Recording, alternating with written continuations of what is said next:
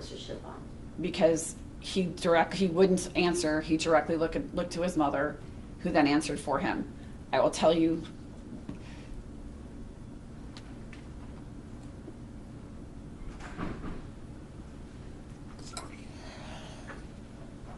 I'll tell you that when she leaned down to tell him what happened, all the hair on my arms stood up.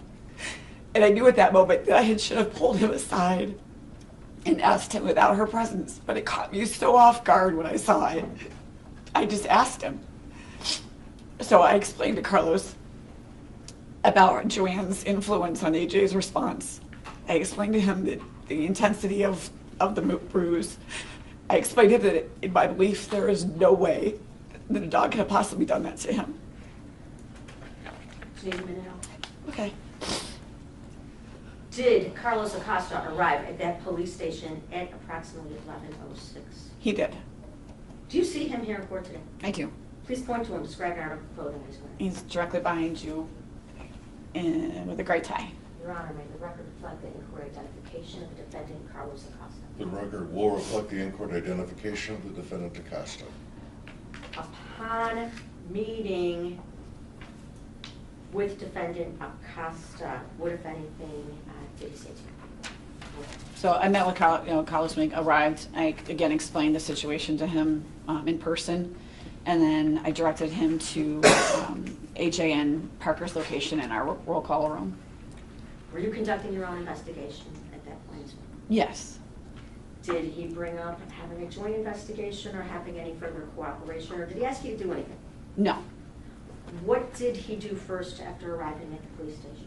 And I'll be honest, I'm not sure. I then left him to do his interviews with the boys. There were other officers that are in the station that were in the area.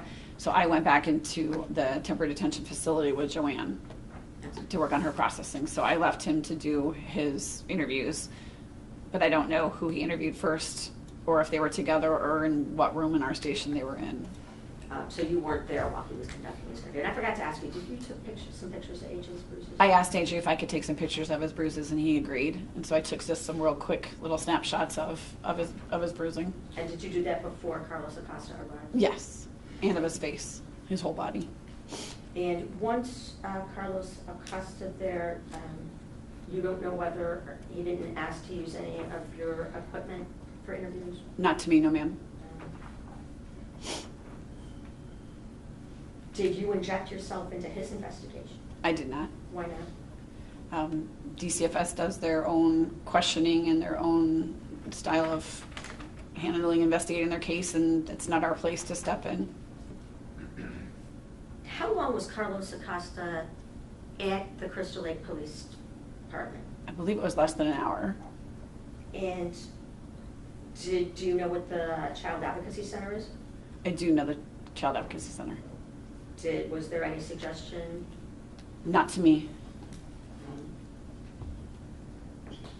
You said he was there for under an hour? I believe so. And he was doing his interviewing Joann and the kids, and you were separate. Did you provide him with any of your information, either any of the photographs in this case, or? They were not provided to him, no. Okay. While Acosta was speaking to Joann, did anyone arrive to bond her out? A short time after, so I believe Mr. Acosta started her interview around 11:38, I believe, something close to that. He concluded a little afternoon and came out, and then Joann wasn't released until I believe like 12:53, close to 1 o'clock that afternoon. Did Carlos Acosta approach you to tell you what he was doing with respect to his investigation? So I asked him what the next steps were. I didn't know if we needed to transport the boys to the hospital or to the CAC. I wasn't sure where he was and what he might need, so I approached him to find out what our next steps were regarding what he might need. And what did he tell you? He advised that he was releasing the boys to their mother to take them to see a doctor. What was your reaction to that? I was not pleased. I told him there's no way that we could release these boys to her not knowing how this injury occurred. First of all, the house is disgusting. There's no way those children should be going back to that residence. And I don't know who did this to AJ. To me, it clearly wasn't the dog, and I was not comfortable with him, AJ walking out with someone who potentially had done this to him. And at that point, Nowicki had been located. He was out walking around, right? Correct. And did you tell Carlos Acosta about who the family members were living in that house? That information was provided initially to the hotline. I don't recall specifically talking to. Was there mention of Andrew Freund living there, seeing? Yes. So, Carlos Acosta told you that he was going to let the children leave with Joann? Yes, on the stipulation that she had to take him directly to a doctor to have the injury looked at. Well, how did they plan on getting any place, right? Right. So she's arrested for driving on a suspended license and doesn't have a car. Correct. So apparently a family friend had been contacted, and that family friend had arrived at our police department to transport Joann and the boys. And at this point, were you having no part of the protective custody decision or how she was getting from point A to point B? Correct. It had been turned over to DCFS's hands, and essentially I was out of the loop at that point. How long did you spend talking to Carlos Acosta about this critical decision to let protective custody that you took lapse? Minutes. I mean, again, I raised my concern that I don't think they should be let out, to walk away with her. And he advised me that he was going to let her take him to the doctor and then he would follow up. In fact, did you have to go get car seats for somebody? I did. So when the gentleman arrived to take Joann and the boys wherever he was going to take them, I asked if he had car seats. He did not. So with Joann's permission, I returned to 94 Dole. Her car had been left unsecured. It was unlocked. So I took the car seats out of her vehicle, brought them up to the station, and provided them to Joann and the gentleman to be able to take the boys safely. Are you aware of whether there was any conversations with this another third party who was coming to pick up Joann? I am not aware of any, no. No questions? No, ma'am. Nobody asked you to run a leads inquiry? No, ma'am. Would you have done so? Yes, absolutely. At that point, did Carlos Acosta ask you for any of your information regarding a police report from you? No. Did he ask for you to run any lead sheets? No. Did he ask you for any, it was at the Crystal Lake Police Department, did he ask you for any search on the 94 Dole Street address? No. After Joann Cunningham bonded out, did you do any other investigative activity related to AJ? No. Well, were you expecting to believe that AJ was on his way to the doctor? I was. And that Joann had to take him there? Correct. Were you expecting a follow-up phone call from Carlos?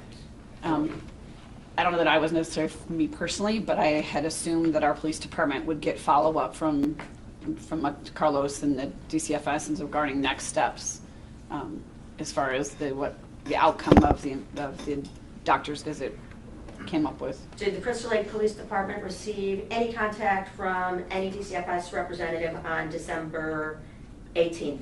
No. Did they receive any information of the Crystal Lake Police Department or yourself on December 19th? No. On December 20th, did you do something in furtherance with respect to this case? Yes, on December 20th, I called Carlos to find out the status of the medical examination. And why did you do that? Because I had grave concern for both AJ and Parker, and I wanted to know where we were in the process of furthering this investigation. And did Carlos Acosta actually accept a phone call from you? He did. Did you have a conversation with him? I did. And did you recognize his voice? I did. And what did he tell you at that time? He advised me that AJ had been seen by a medical professional. The doctor had advised them that they were not a forensic specialist and couldn't determine how the injury had occurred. It could have been a football, it could have been a belt, it could have been a dog. They had no idea.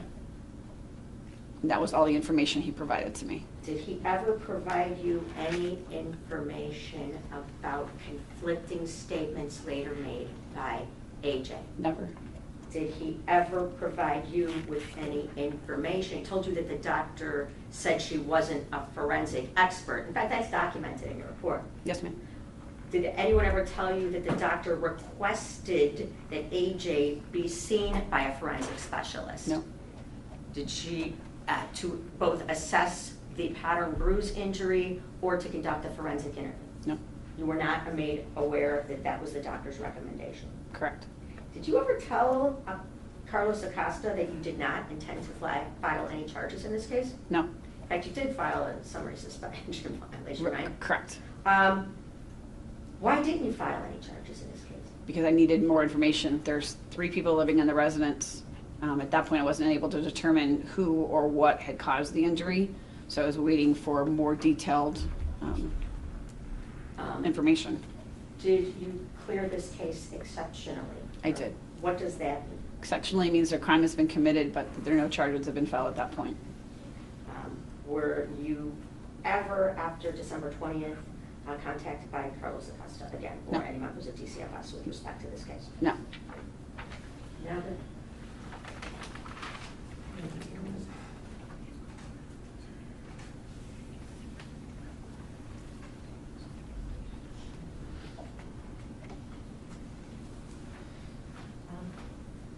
Before I start showing you some photographs, Officer Ship, you were concerned with the decision to let protective custody lapse. It was actually not lapsed, you gave the children back.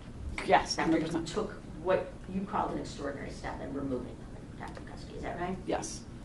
Although you disagreed with it, you didn't do any further steps to overrule that call?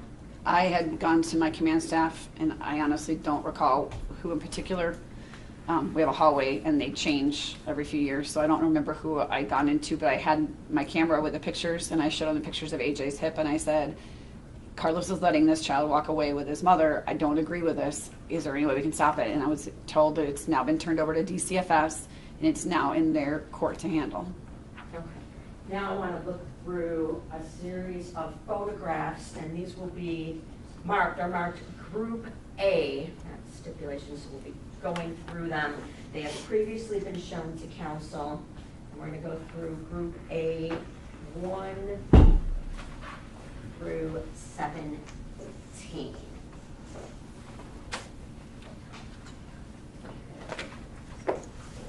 Officer Shippa, I am going to show you People's Group A 1 through 17. These are a series of photographs, actually a map and some photographs. Did you and I look through all of these previously? Yes, ma'am. And is Group A1, is that a satellite map that would aid in your testimony of the location of the Taco Bell, the 94 Dole Street address, as well as the police station? Yes, ma'am.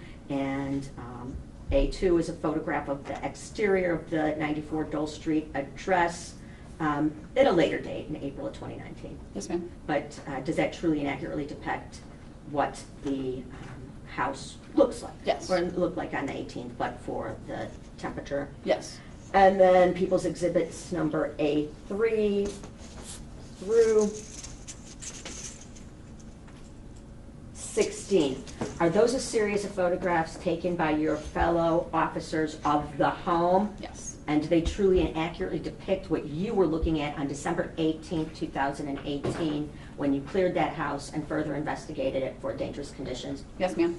And People's Exhibit number A17, is that a later picture taken of that shows Lucy, the dog? Yes, ma'am. And is it truly and accurately depict what the dog looked like, although she was loose when Yes. you saw it, right? Correct. Your Honor, at this time, I'm going to ask that the exhibit symbols be stricken from People's Group A1 through 17, and will be allowed to publish and go through them. Any objection? No objection, Judge. Any objection? All right, they will all be admitted without objection. And you may publish them. Thank you. Officer Shippa, take a look behind you at People's Group A1. On that photograph, can you see where the 94 Dole Street address is, as well as the Taco Bell? Well, show me the Taco Bell at 420 West Virginia. You want you first? Do you want me to get up? Your Honor, may she just get up and demonstrate? You may. Thank you. Is this the only screen, by the way, that we have in this courtroom? I think so for today. We'll be having another one. That is, Judge. That's it. It is. Okay. 94 Dole? Yes. So 94 Dole is located right here. Okay. And that shows where the Taco Bell is. Taco Bell's right here. So this is straight drive. So that was a quick drop. And also on, it's gonna be too high for you to Yeah. reach. Can you There- see there on the corner there, where that the is police department is? That's the Crystal Lake Police Department. Again, straight shot down Dole Avenue. So you got to all those places fairly quickly? Yes, ma'am. On the morning of December 18th? Yes, ma'am. And now I'm going to show you People's Exhibit Group A2. Tell us what that's a photograph of, please. That's 94 Dole Avenue. And that's got a date stamp on it, April 19th, on a later day. Does it Correct. truly and accurately depict the basic outside of the house? Yes. Now, moving to A3. Oop, can you tell it? Oop, sorry. Touchy clicker. Officer Shipoff, can you tell us what's depicted in this photograph? So this is the living room area with a faulty defunct fireplace, clothes strewn everywhere. There's a child's porta potty chair sitting in the room. Now, there's a child in that photograph. That's correct, that would be Parker. And did Parker put those clothes on his own self? He did. He's 3. Yes, ma'am. And what can be seen in that photograph that stood out to you? The disarray of everything. Again, the porta potty in the middle of the floor there. Just, again, the fireplace was supposedly their source of heat, but it appeared to be in dysfunction. And the temperature of that house was? Cold. It was quite cold. I keep my house at 62, and it was colder than my house. Showing you People's Group A4. This is the fireplace that they allegedly were using for heat. Okay. And is there some Christmas decorations? Yeah, it looks like stockings hanging. stuff. And what is significant about that photograph by way of? It's all black and it's full of soot. And is there paint peeling? Yeah, there's paint peeling off the top right above it. It didn't appear to be functional. People's Exhibit A5. Is that just a? That's a close-up of above the fireplace, the paint peeling away and the soot. And it was your concern, part of the reason you called building and zoning, that this was being used as a source of heat? Correct. And it didn't appear to be in working order. Moving on to People's Group A6. Are we now looking at another room? So this is the dining room area. So the kitchen's up in that left corner, walks through. There's a dining room table that's covered in clothes and looks like there's dog beds underneath, just stuff everywhere. Is there a child's high chair in the foreground? There is. It's kind of in the middle of the room. Showing you People's A7. Is that another view of the same room? Correct. That's just another angle of that dining room table, the high chair and articles of stuff everywhere. Moving on to People's A8. What are we looking at here, Officer Shipa? So this is the kitchen floor. To the left there is the island. I was actually standing when I was having my conversation with Joan on the opposite side of that. But that's the island and the kitchen floor on the side of it where the floor's been all torn up and the subflooring is out and ragged, all jagged edges. Okay, and so you were actually physically there and could see close up those edges on the floor? Yes, ma'am. Was it your opinion that that was safe for children who weren't wearing shoes? No, ma'am. And was that the same room where you saw the bruise? Correct. Was that the island where you saw AJ reaching for old French fries? Yes, ma'am. Moving on to People's Group Exhibit number A9. Is this another room in that house? Yes, this is like a little parlor. Again, full of children's toys, clothing. Looks like there's another dog bed. Off to the right, there's like 3 Christmas wine glasses. One's tipped over. There's 3 wine glasses off to the side. Yeah, right here. There's 3 wine glasses. Here, this They is have- some kind of board with it had nails and stuff in it. Is there a cord? Yeah, there's all these loose cables, and I don't know where they're going to with TV. All these loose cables that one can get entrapped in. This room was also concerning to you. Absolutely. Going to move on to People's Group A10. Is that one of the upstairs bedrooms? It is. What was concerning about that photograph? All of it. There was a window open, the paint and everything peeling off the walls. And you said the window was open? Yes, ma'am. Was the window, oh, okay. And the temperature was? Quite cold. I don't know exact. I'll show you People's Group Exhibit number A11. What are we looking at now? Another room of that house? So this is the hallway bathroom. There was discoloration in the toilet. I don't know if it was from humans or just age. I don't really know, but that was the flooring's torn up here as well. This section right here, you can see the flooring's lifted and torn here as well. Did you also believe that was sharp and unsafe? Yes. Did you have any concerns that there was mold in any of these places? Or- I could only assume. I didn't see, but due to the condition of the flooring and being that was a bathroom, it gets wet, I could only imagine what was further under there. And was that the point of calling building and zoning? Yes. That Joann refused to allow in? Correct. Moving into People's A12, are we looking at another bedroom? This is another bedroom. And what is noticeable about that bedroom? It's cluttered. I'm not even sure what was stored up underneath the bed here. It looks like cans of something. I don't even know what they were. And, okay, and both children were mobile and walking, Yeah, I had access to that room. despite being 5 years old and wearing a polo. Correct.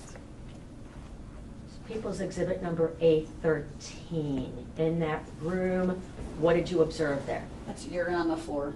And did it appear to be urine, and did it smell like It urine? smelled like urine. That's in a bedroom. I'm going to show you A14. What is that? That's also urine in a different spot in their bedroom or their room. That is a different room. Yeah, That is a different puddle of that's urine. a different part of the room. I'm not sure if that was the same room as the one previous or not, but it was another puddle of urine. It's not leaked from the same puddle. Correct. People's Exhibit number A15. Is this another bedroom? This is another, I believe this to be AJ's room. Again, there's the, like a child's bed here, window open. There's a child's like porta potty pieces here. There's a diaper pail overflowing.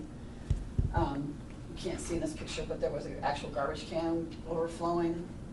I'm not sure what was tipped over there. I don't know if that was a lamp.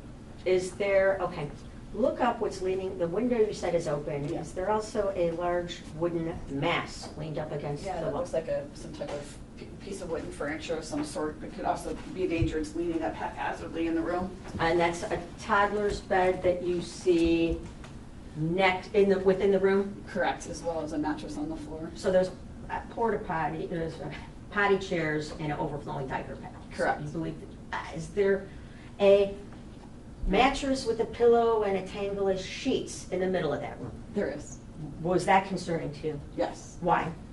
To have a 3-year-old that's in a room with a tangle of sheets there is concerning and obviously injure themselves. And why is there a mattress laying on the floor in the middle of the room? So did you believe another adult was maybe sleeping in the room? Potentially.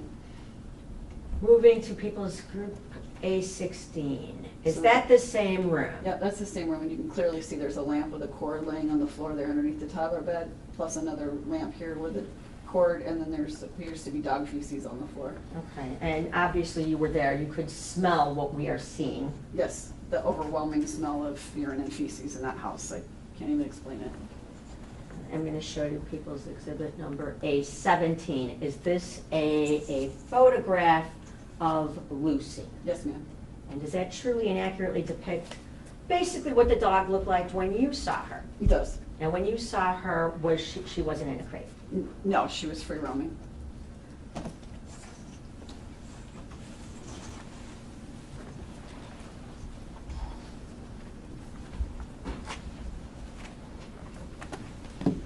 Now, Officer Shipard, you talked about that you took some photographs of AJ I did. and the bruise, I did. and then with your own hands. I did. I've previously shown council People's Group B, 1 through 5. Officer Shipard, did you and I look through these 5 photographs? Yes, ma'am. earlier today, as well as on prior occasions, and all of these truly and accurately depict how AJ looked on December 18th, 2018 in that police station. 100%. Photograph is bruised. Your Honor, at this time, I ask that the exhibit symbols be stricken and I be allowed to publish People's Group B1 through 5. Any objection? No objection. All right, People's Group B 1 through 5 are all admitted without objection and may be published.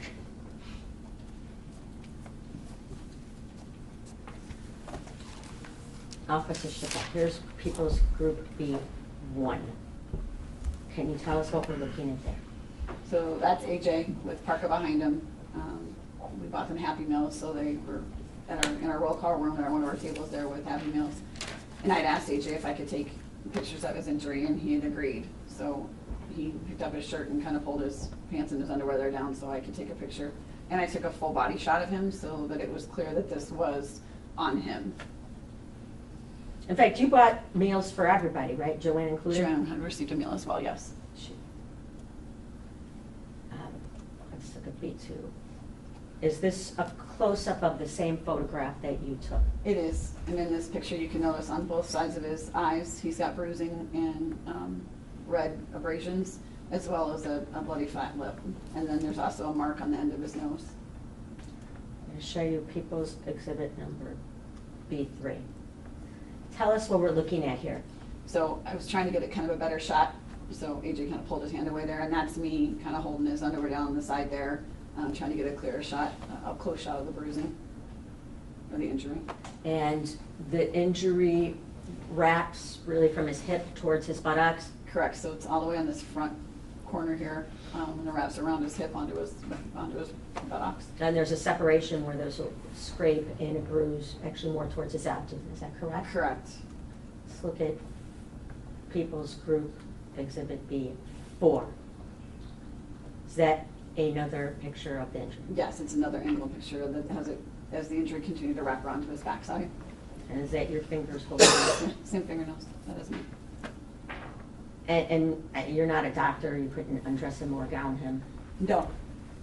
No, and I was trying to not be evasive. I just wanted to get some quick documentation of what I was seeing so that I could represent it to other people.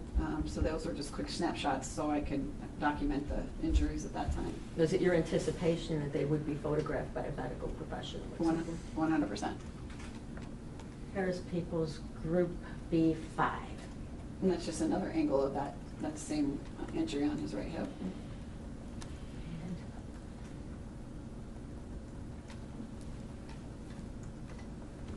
Oh, That's all. That is all.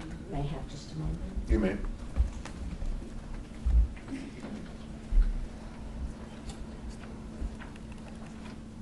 I have nothing further of Officer Schiffer. All right, it is now 12 o'clock. We are going to take a break, and then we'll resume the cross-examination. So if everyone could be back here at 1:15 for that purpose. Judge, may I ask a question? Yes, How late do you anticipate going this afternoon? it's going to, we're going to go probably between 4 and 5. It's going to depend somewhat. I generally like to finish witnesses' testimony, so if somebody's on the stand and we can get them done, then I might end up, going to 5.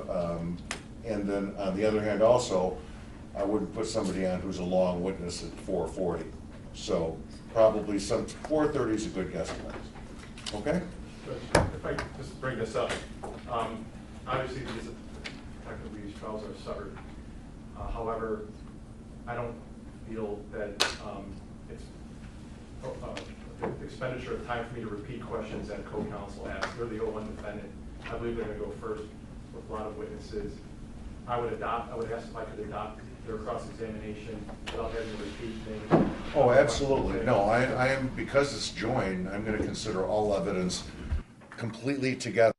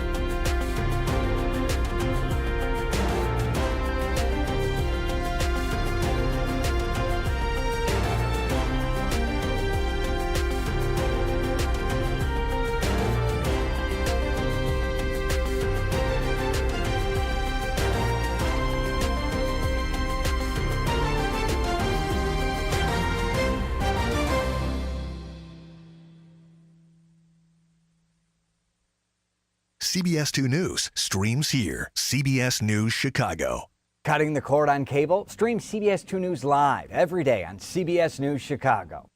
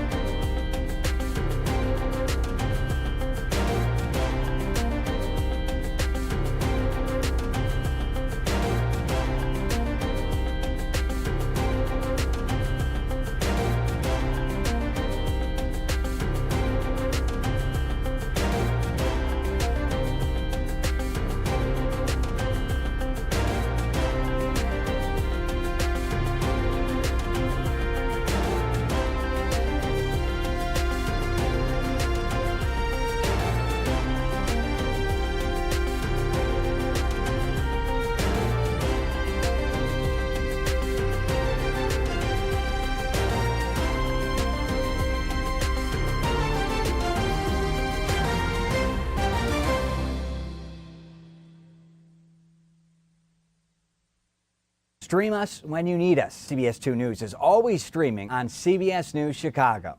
Committed to telling your stories. CBS 2.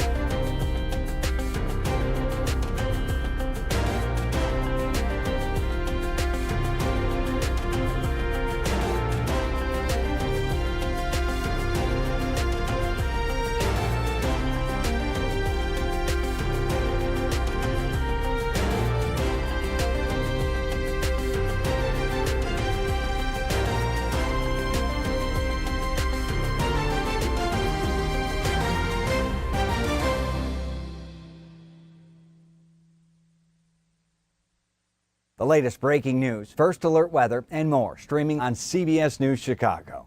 Keeping you safer, sooner. CBS 2 First Alert Weather.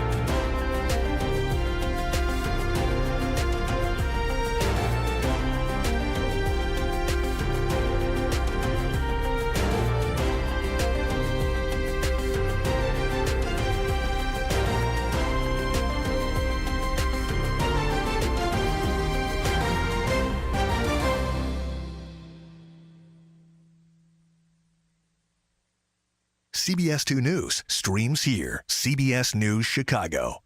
Cutting the cord on cable? Stream CBS 2 News live every day on CBS News Chicago.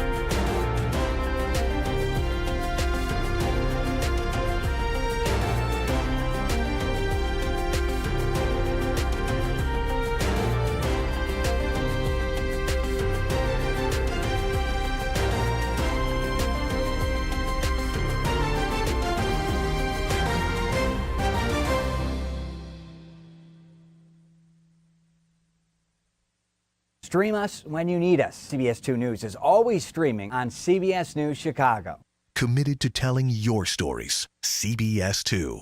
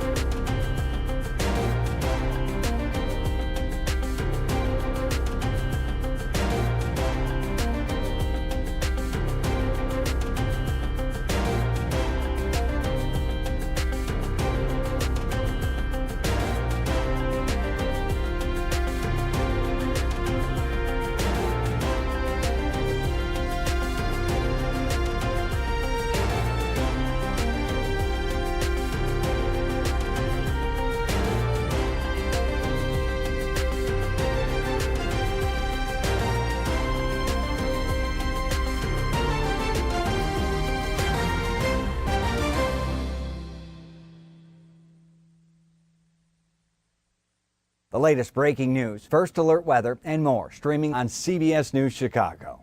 Keeping you safer sooner. CBS 2 First Alert Weather.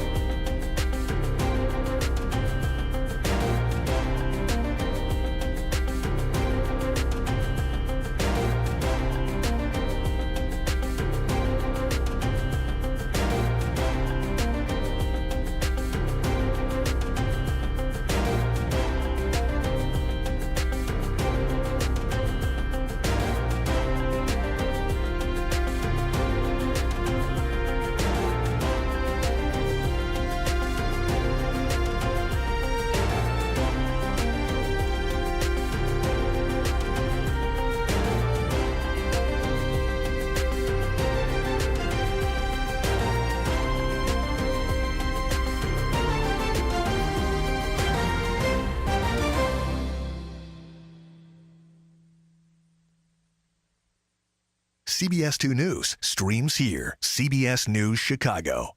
Cutting the cord on cable? Stream CBS 2 News live every day on CBS News Chicago.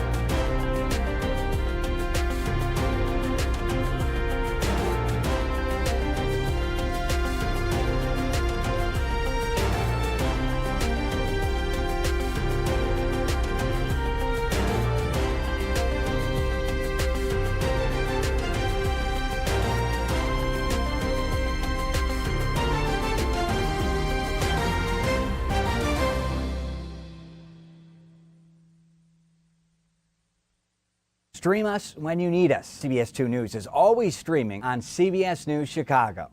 Committed to telling your stories. CBS 2.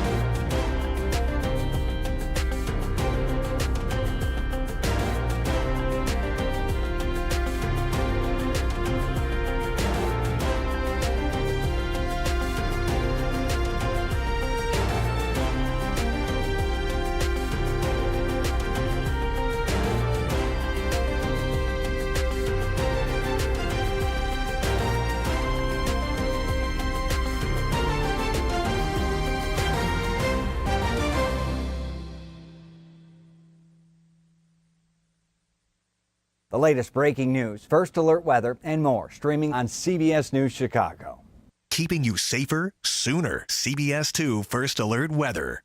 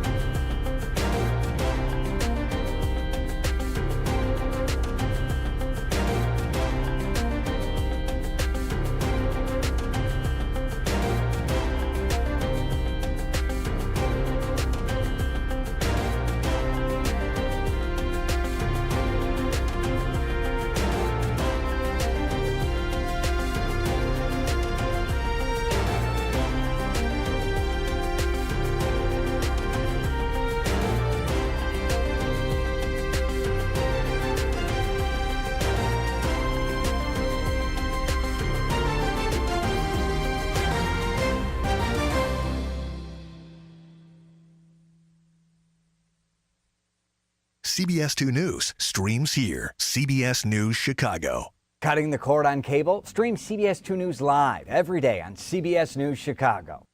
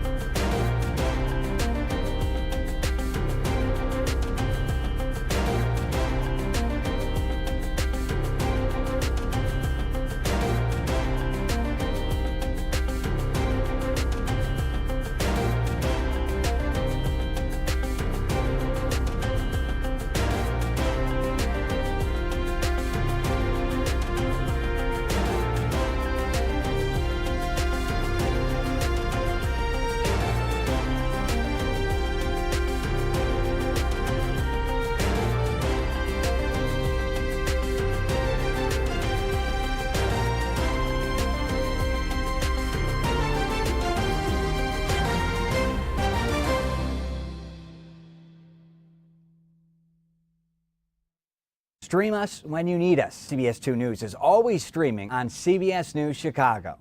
Committed to telling your stories. CBS 2.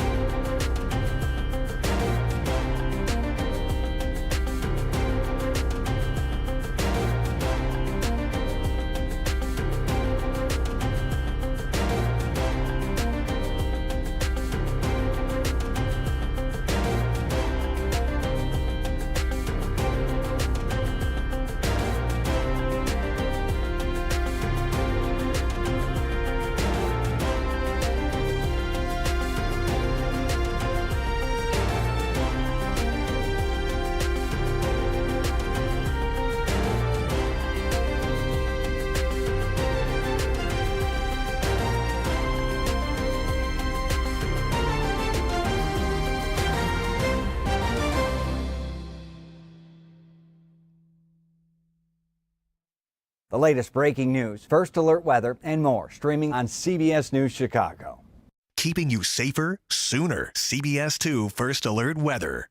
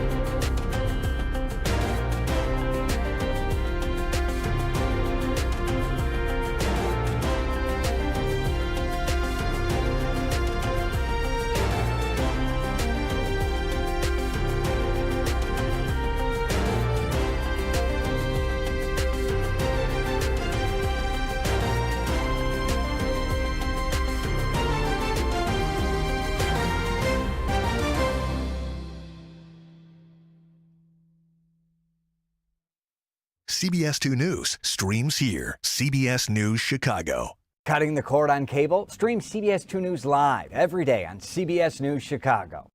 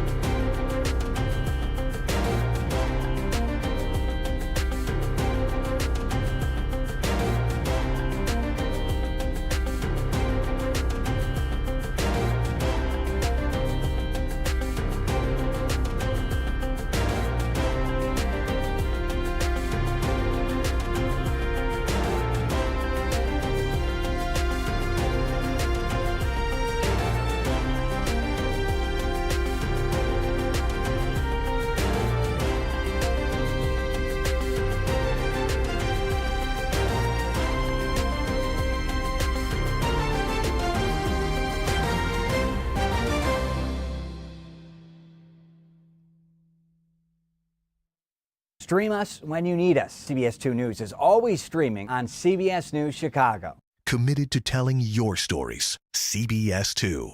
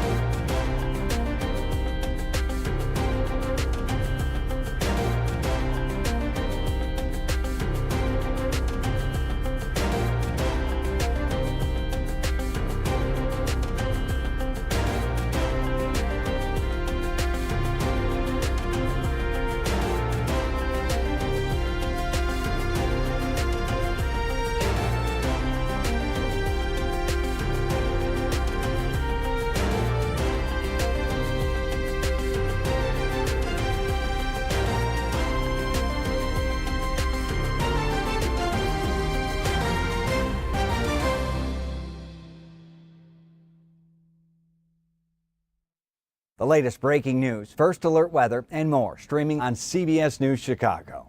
Keeping you safer sooner. CBS 2 First Alert Weather.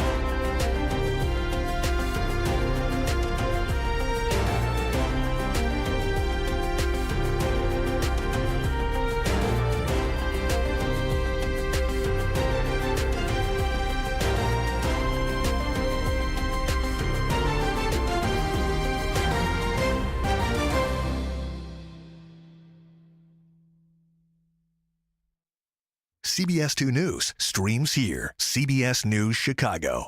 Cutting the cord on cable? Stream CBS 2 News live every day on CBS News Chicago.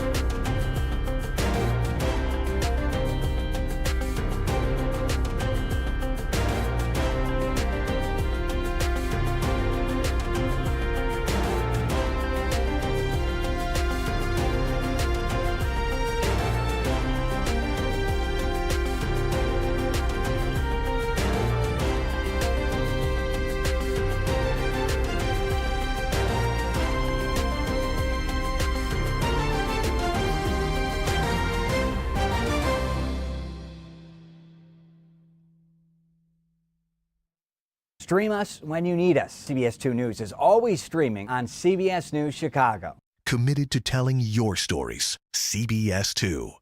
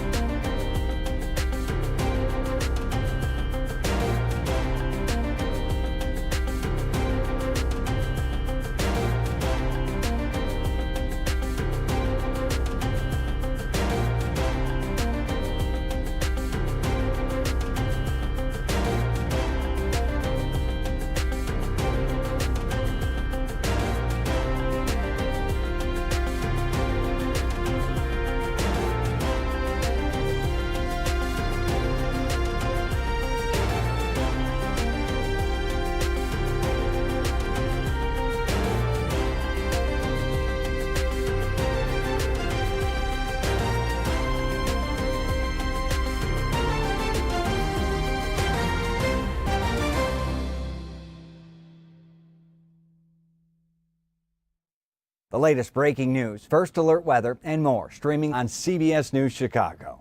Keeping you safer sooner. CBS 2 First Alert Weather.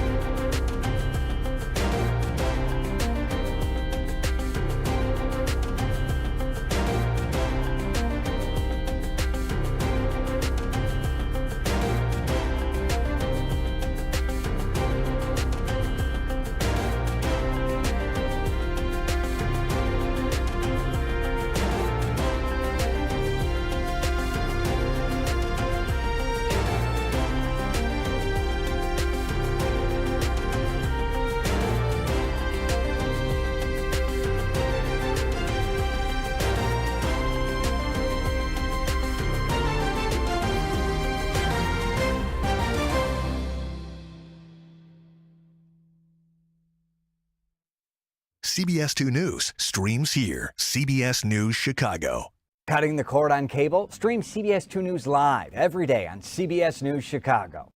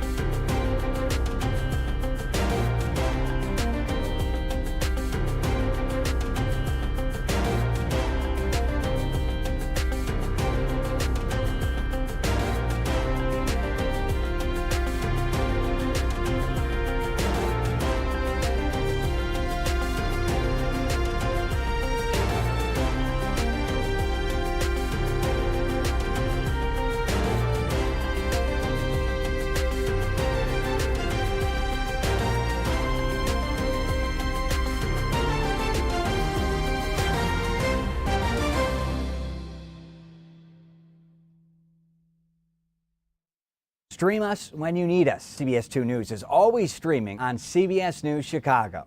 Committed to telling your stories. CBS 2.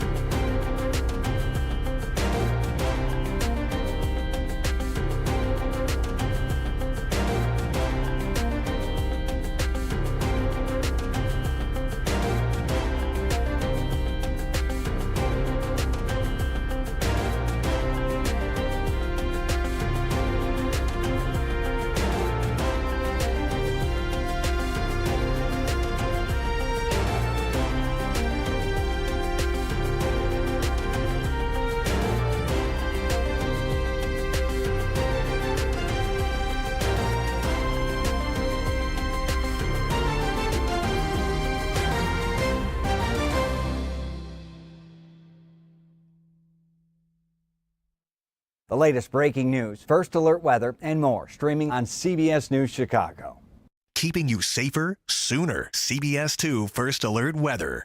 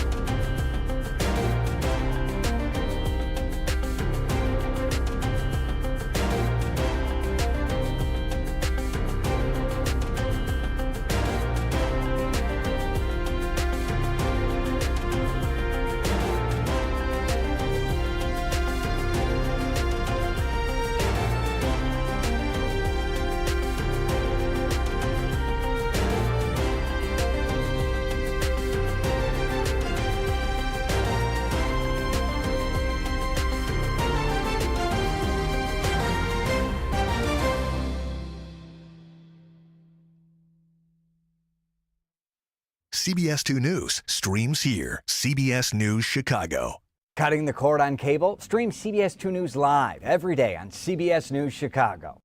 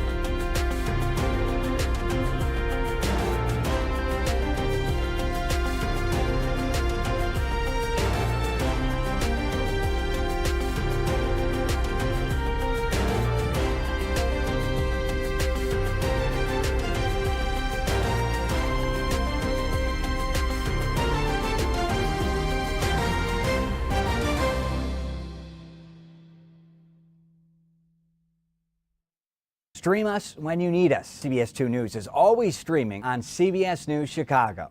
Committed to telling your stories. CBS 2.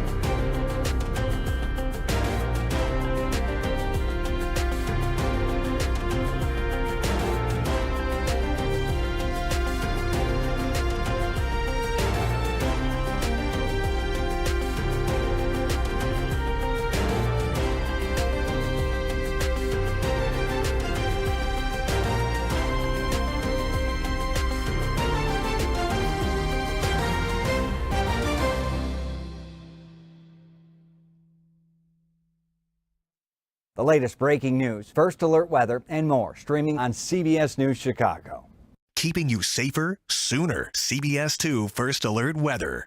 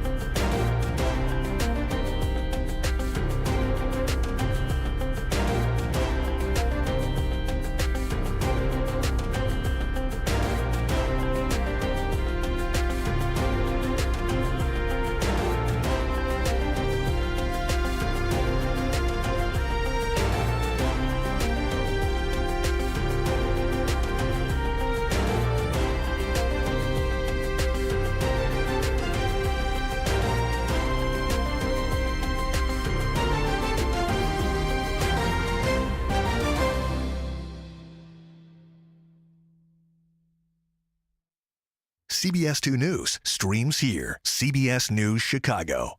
Cutting the cord on cable? Stream CBS 2 News live every day on CBS News Chicago.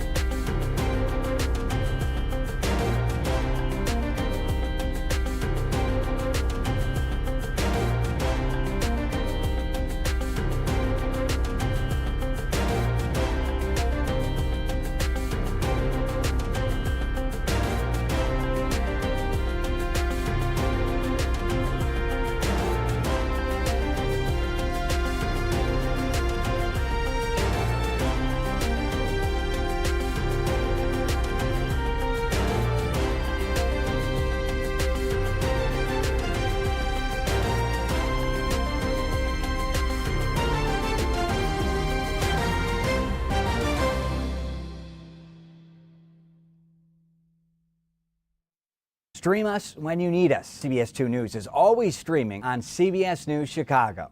Committed to telling your stories. CBS 2.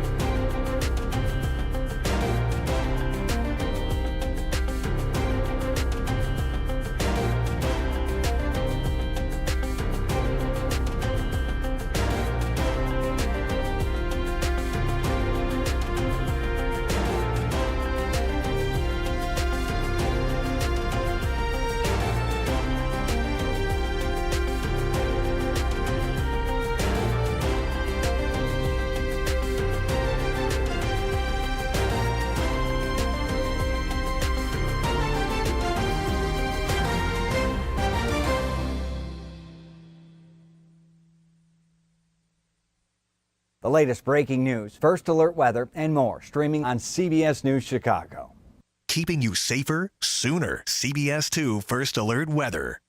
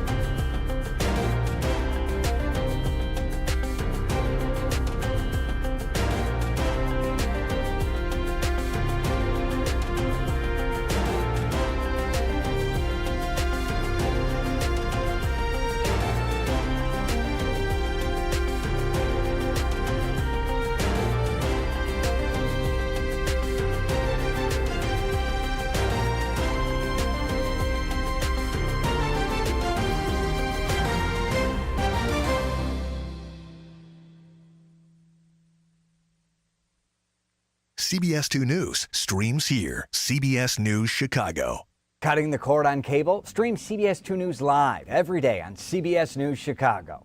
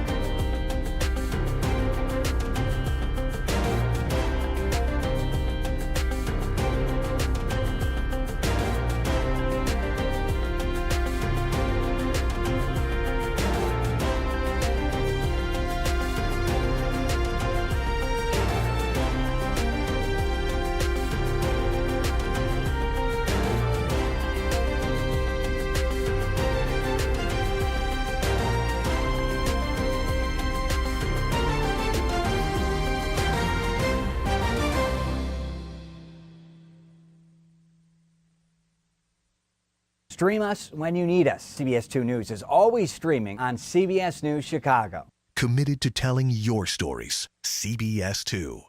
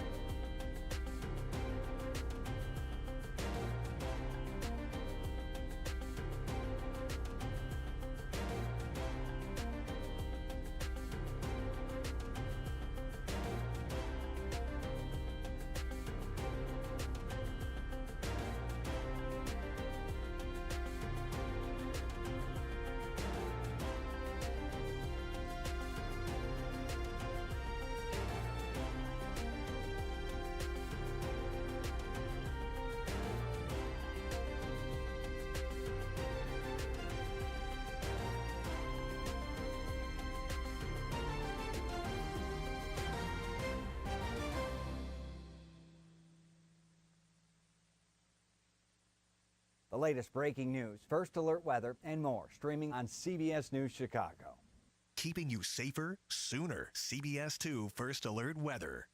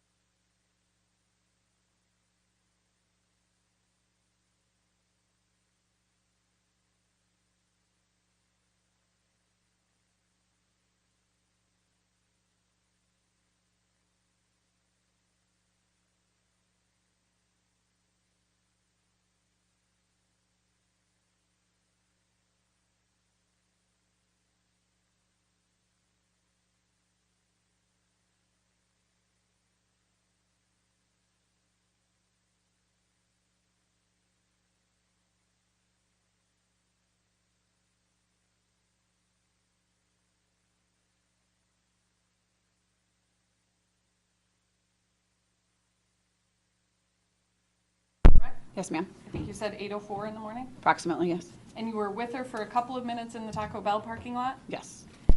And then you followed her to her home? Correct. And you were with her in her home for how long? I placed her under arrest approximately 9:20, so almost an hour, at least an hour and 20 minutes approximately. And then you continued to interact with her at the police department while she was in holding, through her being processed until she was released. Is that correct? Yes, ma'am. And she was released at what time? Approximately 12:53, if I recall. So from almost 8 o'clock in the morning to almost 1 o'clock in the afternoon, you were around her, Yes, correct? ma'am. During the time that, well, let me ask you about the call out. You indicated that you believed the call out was for a possible theft and a battery. The call out was not for a battery, correct? Yeah, I believe it was a theft at the residence. Yeah. At the time that you received the call out to report to Taco Bell, no one had reported a battery. No. You, in your interactions with Joann, didn't make any observations of track marks? I wasn't. Correct. I wasn't looking for track marks. I can't even honestly remember if she had a long sleeve or short sleeve shirt on. Okay. But what observations you did make of her from almost 8 o'clock in the morning to almost 1 o'clock in the afternoon? You did not specifically observe track marks, correct? I did not. And you did not make any specific observations of intoxication in her, correct? Correct. After your initial meeting with Joann at the Taco Bell, you directed her to drive her boys home, correct? Correct. And you followed them to their home? Correct. You wrote a police report about the incident, correct? I did. And that was following your entire interaction with Joann, her two sons, correct? Yes, ma'am. And you're trained in the writing of police reports? I am. The purpose of writing the police report is to summarize the exchange, correct? Yes. You put important details into your police report so that you remember them later. Is that fair to say? Yes. Okay. You would agree with me that you did not document in your December 18, 2018 police report anything about what the kids were or were not dressed in at the Taco Bell parking lot. Isn't that correct? No. What about it is incorrect? I believe my police report states that they're in the back of the car in t-shirts and pull-ups. You believe that it states it in the report? Yes. Is it Exhibit 19? Judge, can I have Exhibit 19?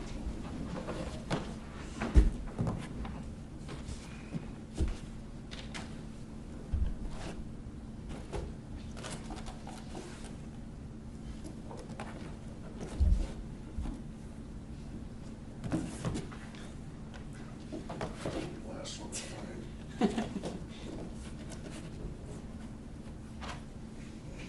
May I approach the witness? Officer, I'm going to show you a copy of your December 2018 police report. It's been marked and introduced as Exhibit 19. Do you recognize that to be your report? I do. Can you take a moment to review the narrative part of your narrative part of the report?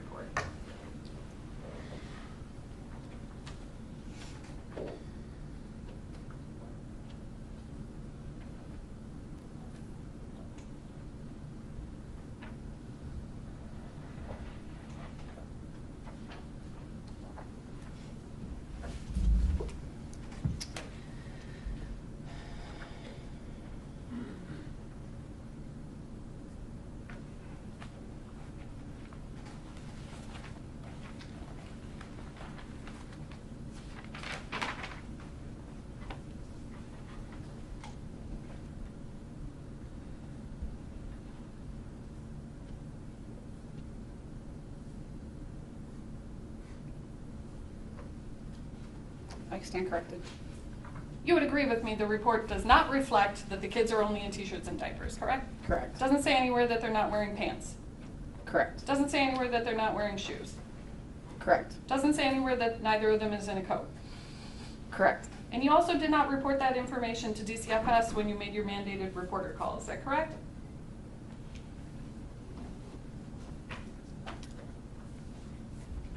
I don't recall.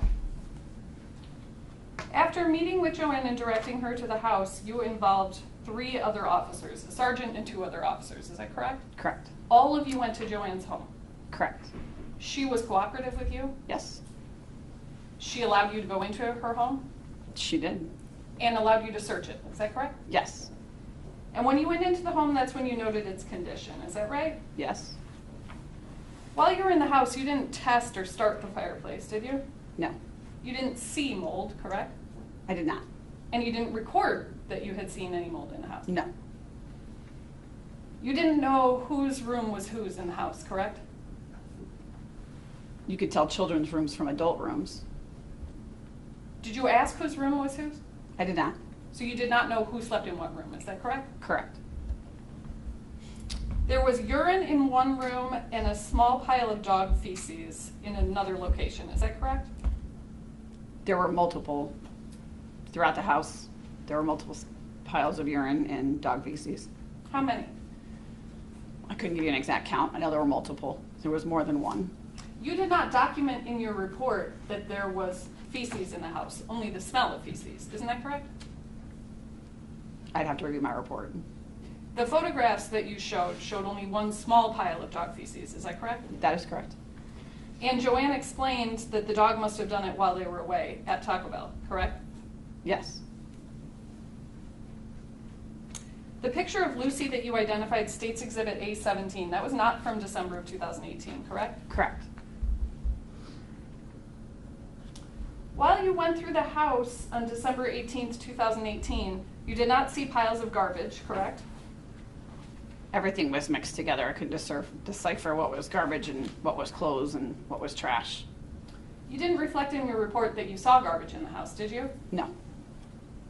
You referred to clutter and clothing, right? Yes. You didn't see exposed wiring in the house, correct? I saw exposed pipes. I don't believe I saw exposed wiring. You didn't see unusable sinks or toilets, is that correct? They weren't tested. You didn't see bugs? Not in my brief encounter there, no. You didn't see rodents? No. You didn't see broken glass? Broken window, not broken glass. While you were at the house, the boys were running around and playing, correct? Yes. They were both quite comfortable, correct? I can't determine that. They were running around playing. They seemed happy, correct? They were running around and playing. They did not seem afraid of Joann, correct? No. That's a correct statement, correct? They did not appear to be afraid of Joann, correct? You noticed the bruise on AJ at the house, right? Correct. Isn't it true that your characterization of asking about the bruise in the house, in the kitchen, on December 18th, 2018, differs in your report substantially from how you testified to it today? I'm not sure I understand the question. Well, today you indicated that when you asked about the bruise, you asked AJ about it, correct? I did. And in your report, you indicate that you asked Joann about the bruise. Isn't that true? I'd have to review my report. Do you still have it in front of you, I do. officer? Can the witness review the... She may.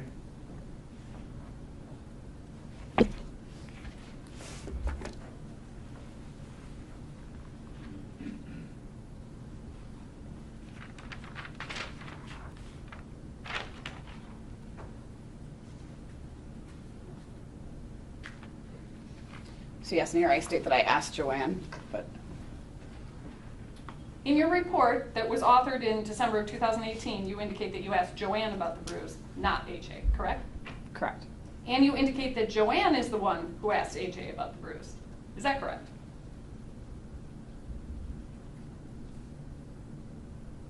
She didn't ask AJ about it.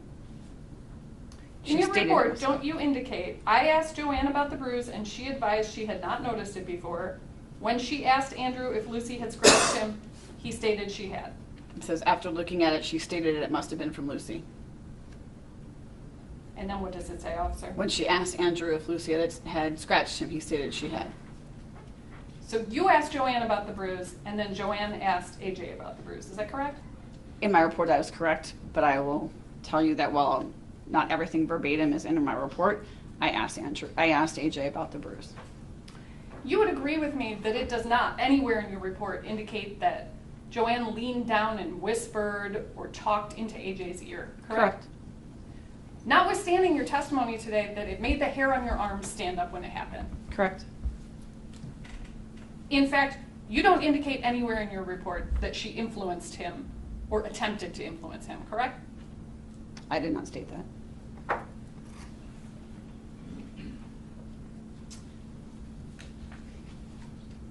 You did not refer this case to the Child Advocacy Center at that time, when you had that exchange in the kitchen of Joann Cunningham's house on December 18th, 2018, correct? As a patrol officer, we never go to the CAC. I didn't ask if you went to the CAC. As a My patrol question's a little bit different. You did not refer this family to the Child Advocacy Center at that time on December 18th, 2018, correct? Correct. As a patrol officer, that's not our position. You did not contact investigations or anyone else at your department about referring the case to the Child Advocacy Center at that time, is that correct? I did not, because it had been referred to DCFS. Could you not have involved the CAC or the Child Advocacy Center at that time and directed DCFS to meet you there? That's not our protocol as a patrol officer. What training have you received in CAC protocol? Our cases are transferred over to either investigations handles it after we've done our initial report, or if DCFS gets involved, it's then handled by DCFS. As a patrol officer, that's not something that I do. I appreciate that, but that's not my question. Okay. What training have you received in CAC protocol? None.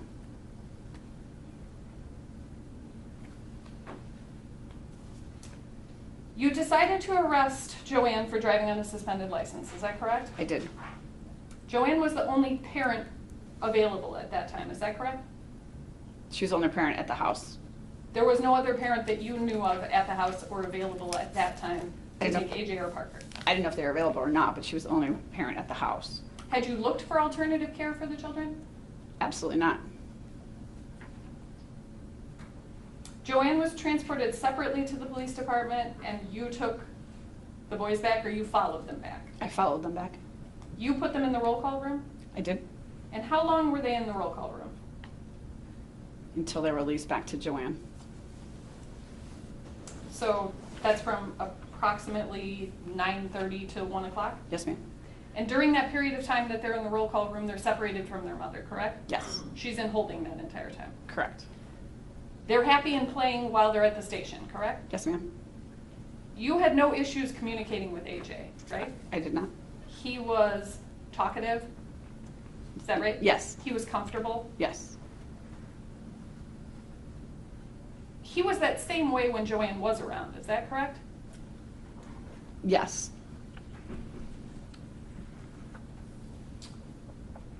When you asked AJ about the bruise again while the kids were in the roll call room, was that before or after Carlos had interviewed him? Before. And how long did you talk to him for? I honestly don't know. It'd be a guess. Would you say it's more than 10 minutes? If I had to guess, I'd say probably 15 or 20 minutes. I was in the room with him and Parker. Just slow down a little bit for the court report, please. Sorry. What training have you received in interviewing children? Just basic interviewing skills. We typically do not interview children other than basic questions. That's handled by specialists that handle those types of questioning. What specialists? Forensic interviewers, CAC, investigations. And yet, at this point, you did not involve any of those specialists. Is that correct? Correct. DCFS had already been called. Notwithstanding DCFS having already been called, you re-interviewed AJ before Carlos did. Wasn't that just your testimony? Yes, I again asked him how the injury had occurred and asked if I could take pictures. You didn't refer the case to your internal investigations unit for a detective to participate? No, again, because DCFS had been called.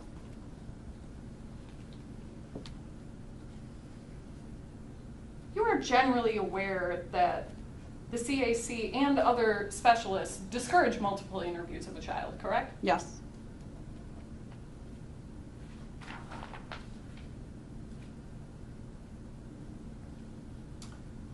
After talking to AJ again at the department, you talked to Joann while she was in custody about the bruise, is that correct? I did.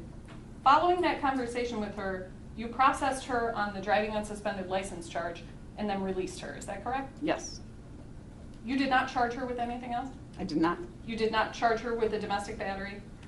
No, You did not charge her with aggravated battery to a child? no, You did not refer the case in your department for further investigation? no, because it'd been turned over to DCFS. You are aware that DCFS doesn't charge criminally, correct? I do. I am aware. You are aware of the process of a parallel criminal and DCFS investigation? Correct. You did not undertake a separate investigation?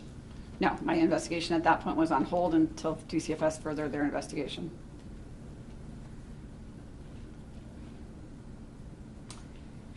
You didn't involve the state's attorney's office at any point in time? No, Following your interaction with the family on December 18th, you never sought a warrant for Joann for domestic battery after the fact, is that correct? correct. You never called for review of the case by the state's attorney's office, felony review, or any other participation? Correct. You were, on December 18th, 2018, notified by Carlos that he was, after having consulted his supervisor, allowing protective custody to lapse. Is that correct? Yes. You indicated, I believe, in your direct testimony that you went to command. Correct. You don't know who you spoke to, I do not. but you did nothing further. Correct. I went to my command staff and I was advised that it's DCFS's case.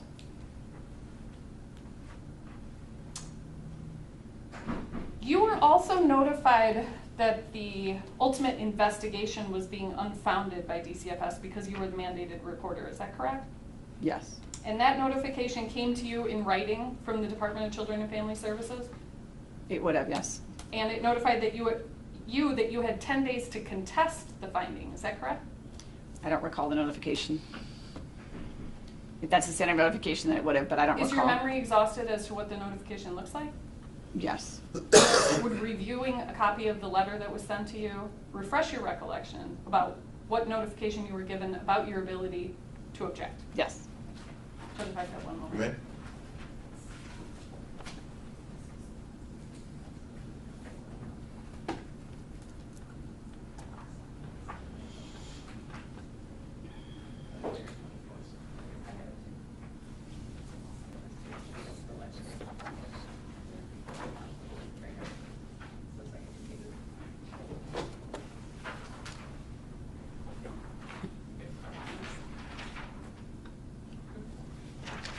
Officer, I'm handing you a redacted version of a letter that was sent Okay. January 7th, 2019.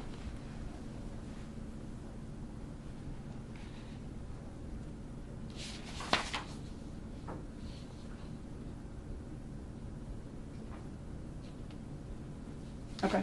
Does that refresh your recollection about the contents of the notification that you received in January of 2019 that this investigation was being unfounded?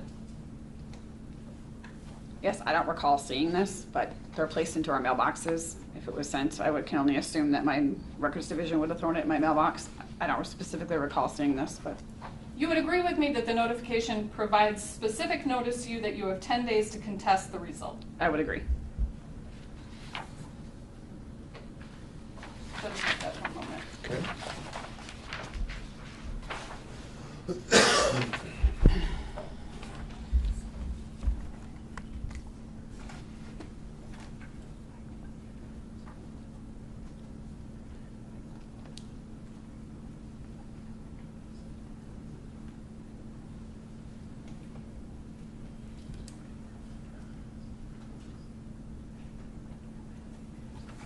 I have no further questions.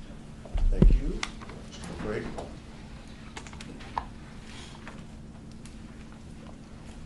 Officer, you indicated that Mr. Acosta told you that temporary custody was going to lapse, correct? Told me he was releasing the children back to Joann. Okay. Where did that conversation take place? I believe it was in the hallway of our police department. Okay. Were you privy to any were you present if Mr. Acosta was on the phone with his supervisor or anything like that prior to him telling you that he was giving up temporary custody? I don't recall overhearing conversations. So that conversation just happened organically. He came to you and said, at this point, I'm releasing the kids to the mom. Correct. You disagreed with that, correct? Yes, sir. Was that the reason that you went to your command? Correct. And what did you tell or discuss with command in reaction to what you had just heard? I showed them the pictures of AJ's injuries and advised them that I was not comfortable with them walking out of that building with her not knowing how the injuries had occurred. And I was advised that it's been turned over to DCFS. It's their case to handle now. Did they tell you or call Acosta's supervisor to object? Not that I'm aware of. I wasn't privy to that. You knew that you could do that, correct? I was not aware of that, no. But you did tell your command that you disagreed with the decision to release custody, correct? Yes, sir. That's all, Judge. Thanks. Okay, redirect if any? Just pretty quickly. Officer Shippa, you already indicated that your report is a summary, not verbatim, of every last thing that you documented. Yes, ma'am. In fact, you could have gone back with Joann Cunningham to the police station to finish filling out her report instead of going back to her house. Yes, ma'am. You said one of the reasons you did it because the children weren't properly dressed, correct? Correct. And while that's not particularly documented in the 13-page detailed report you did have a follow-up conversation on June 25th, 2019, when you were consulted by Office of Inspector General investigators, and you clearly detailed that at that time. Yes, ma'am. That was part of your reasoning Yes, for ma'am. going back there. And you did have to find clothes to put on these kids, right? Correct. And you did document that the house was quite cool and that windows were broken, right? Yes. And in fact, you called building and zoning, or you and your fellow officers, for concern over the house. Yes. You called DCFS. Yes. In fact, you followed up 3 days later to see where that investigation was going. Correct. And while you suspected that there was child abuse in the house, you did not know who had done it, right? Correct. Was there 3 adults living in that home? Yes. Was the entire condition of that home concerning to you? Yes.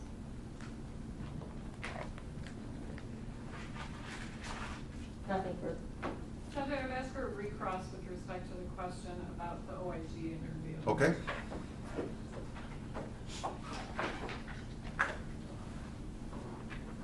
Officer, you were just asked about answering questions for the Office of the Inspector General. That was in June of 2019, is that correct? Yeah, I believe That so, was yes. following the death of AJ Freund? Yes. No further questions. Mr. McQuaid, any other questions? Nothing, Your Honor. All right, ma'am, you may step down. Thank you. What do I do with these, sir? If you would retrieve those.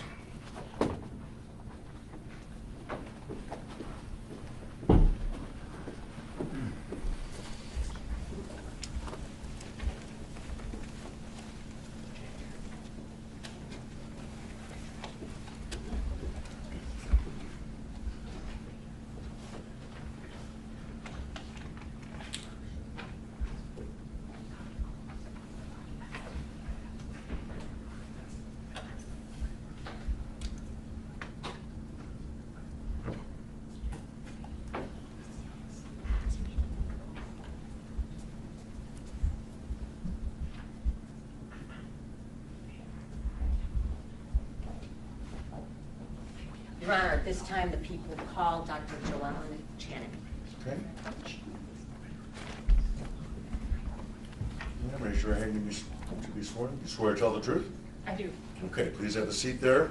Speak directly as you can into the microphone. Don't talk too fast and keep your voice up. Okay. You may proceed. Thank you. Ma'am, will you please state your full name for the record? I need for you to spell both your first and your last names, too. Joellen Channon, JoellenChannon. Do you have an occupation? I do. What do you do for a living? Emergency physician. You a doctor licensed to practice medicine in the state of Illinois. I am. Are you currently employed? I am. Can you tell us where, please? I work for Northwest Region Hospitals, so McHenry, Woodstock, and Huntley. And you just said you were an emergency room physician. Correct. How long have you been doing that? 11 years. What are your routine duties in the emergency room? Sure. We see patients who come in through the front door or through the ambulance bay. My specialty is to stabilize emergent and life-threatening conditions. We also run labs, do imaging, and develop care plans, and consult specialists as needed. Do you see patients via appointment or for advice? No, Are you an expert in child abuse? I am not. Are there occasions when you see patients in the emergency room at the request of the Department of Children and Family Services? Yes. Under what circumstances? Typically, when DCFS will take custody, I believe sometimes they'll come into the ER with children that they want us to do like a physical exam or like a well-being check, where we look for injuries, look for lice, document that they're healthy. And are those the usual circumstances by which you see Yes, if they're brought in by DCFS, yes. when you might do a checkup in the Yes. emergency room? Correct. I'm going to direct your attention to December 18th, 2018. Okay, Were you working on that day? I was. What hospital? Woodstock. And where's that hospital? Woodstock, Centegra? Yes, it was Sintegra at the time. Centegra, and that's located in McHenry County, Illinois? Yes. Okay. Do you direct your attention specifically to December 18th? What shift were you working on that day? 6 a.m. to 6 p.m. At approximately 2 p.m., did a young patient by the name of Andrew Freund arrive to be seen? He did. Was he there at the direction of DCFS? I believe so, yes. Well, was this an unusual situation by which you were called to examine this patient? Yes. How so? So I was asked to determine the cause of an injury, which was not my specialty. Did you receive a referral form from DCFS? I received a form, yes, that was faxed to me by DCFS. Was that paperwork different from what you would usually see? Yes. And how so? It was specific to an injury, so it was asking me to give information about a specific thing. And was any DCFS representative physically there in the emergency? No. Just the patient? Yes. And who had accompanied the patient? The patient, his mom, and his younger brother. Did you even have a camera available to you? We did not, no. So, and you said you received a referral of some paperwork. If I can show you. Well, let me ask you this. When you Sure. got the referral and it was unusual, did you get some faxed paperwork Yes. that came over? Yes, I got a fax and then I called the person who faxed it to me.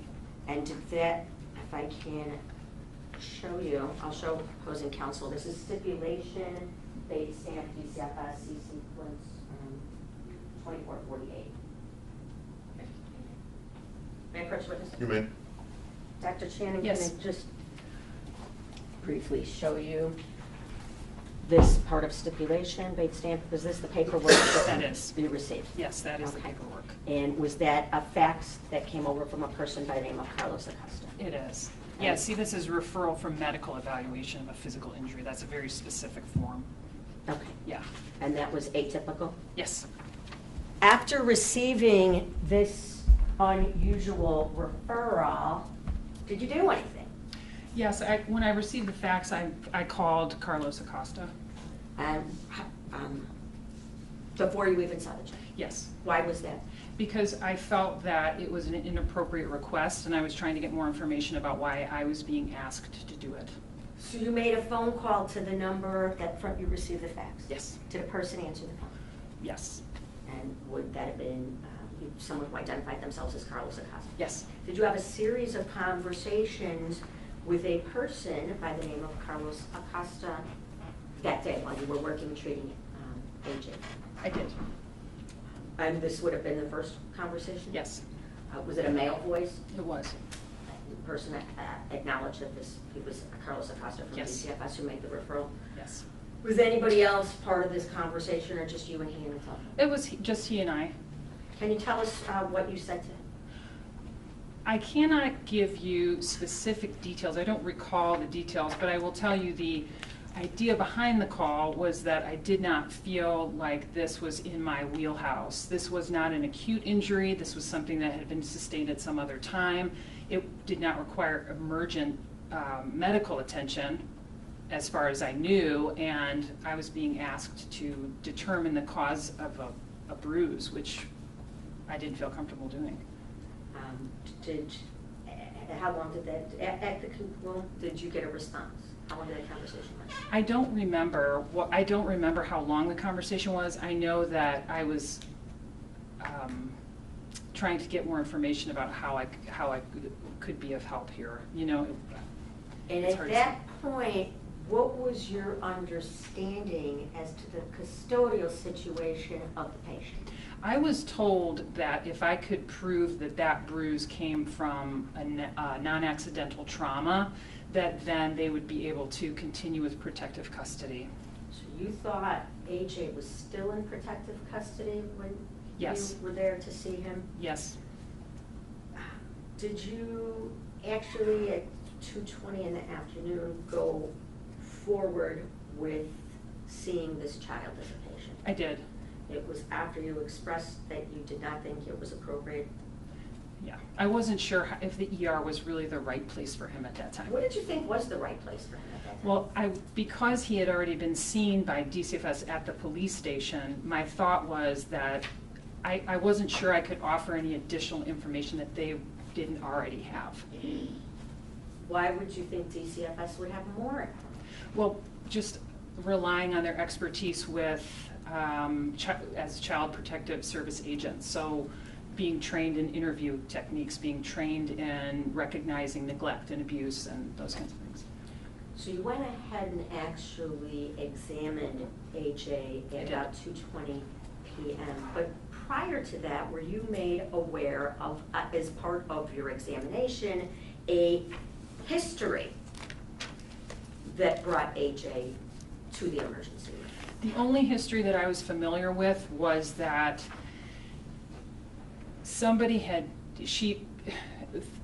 through police intervention, they had discovered the bruise. They were concerned, brought him to the police station, and opened the case there. That was the only history I really knew about. At that point? Yeah. Did you, the child's mother was with him? Correct. That was a person by the name of Joann Cunningham? Correct. Did you see and interact with her? I did. Was there anything unusual about her demeanor? Can you describe it for me? Not particularly. I know she was very nervous she thought that the kids were going to get taken away from her. She was a little bit nervous. She wanted to check in herself and prove that she wasn't using drugs. So she was a little bit anxious, but otherwise, no. And were you aware that the mother came to the attention of police because she called them for a criminal incident that occurred with her in her home in Woodstock? Yes. And did you know what the nature of that was? So at that particular time, I knew that someone had stolen her phone, so she had gone to Taco Bell to make a call. I knew all of that. There was an officer in the ER that had told me that they had been to the house before. There was concern about the condition of the home, and that's kind of the only history that I knew, was that she was living with that particular person and there was a question of drugs involved.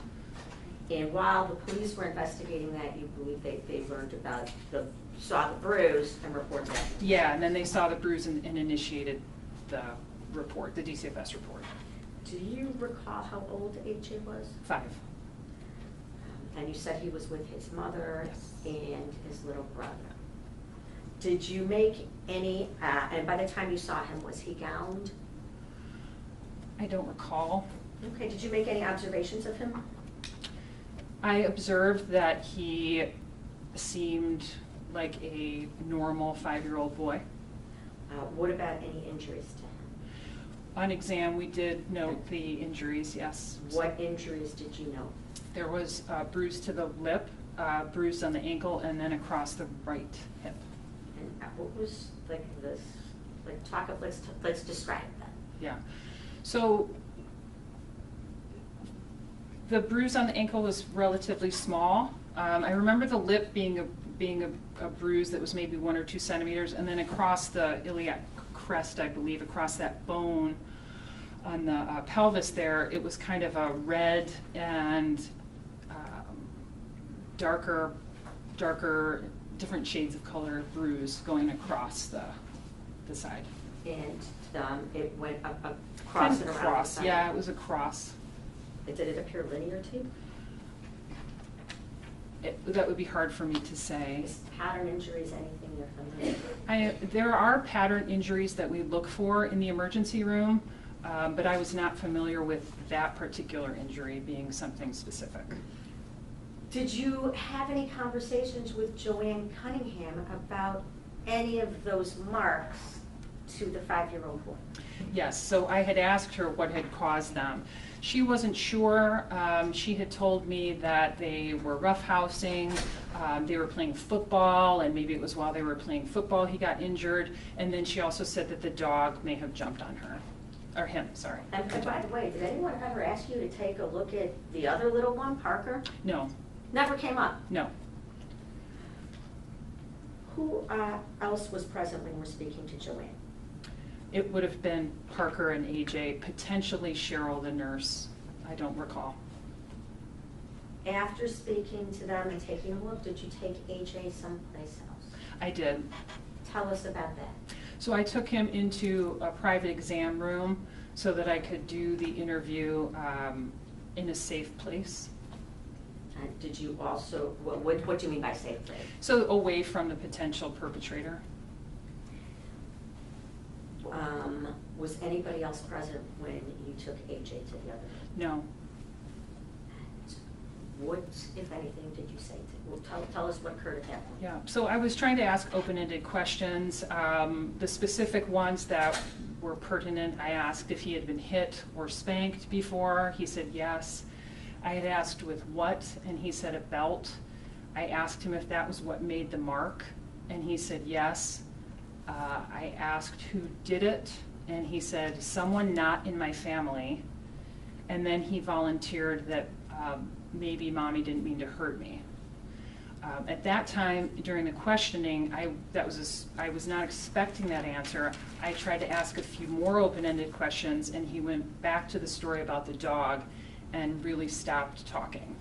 Yeah, did he also tell you about how he injured his lip? Yes, he fell against the refrigerator getting a juice box. Was this new information that AJ was telling you now when you were alone with him in another room significant? Absolutely. Why so? Well, at that point, we had information from the police about the quality of the home. We had information about potential drug use in the home. We had potential neglect, and then we had a bruise. I couldn't tell you what made the bruise or when it happened, but now I had information that he was giving me about a belt, about maybe his mom did it, and that to me was additional credible evidence that could be used to continue the protective custody. No, hold on a second. You said you weren't expecting that No, I was not. information, but you knew that he was there for a child abuse assessment. Yes. Dr. Shannon, were you expecting him to say something about somebody else? I'll be honest with you, I was familiar with the boyfriend who was living with her, and so when he mentioned maybe someone not in my family, my thoughts went to that particular person. And you knew. And I thought, okay, maybe that's what's happening in the home, I don't know. And then he volunteered that maybe mommy didn't mean to hurt me, and I just wasn't expecting that. So, was it your understanding and belief that those children were in the custody, that temporary protective custody had been taken away from the mother who was with the public? We were under the impression that the case was continuing, and it was my job to document the injury, and then the next steps would continue. You said you stopped interviewing AJ at that point. Yes. Why? I was worried that I would tamper with the evidence, that this interview was going to be very important going forward. And I didn't want to continue with questioning without having another party there, without myself being trained in that type of questioning, knowing that there are other people that could do that much better than I could. Okay, and I want to go now to, if Your Honor, I can republish a couple of photos from People's Group Exhibit 2. Okay. The injuries to- Go right there.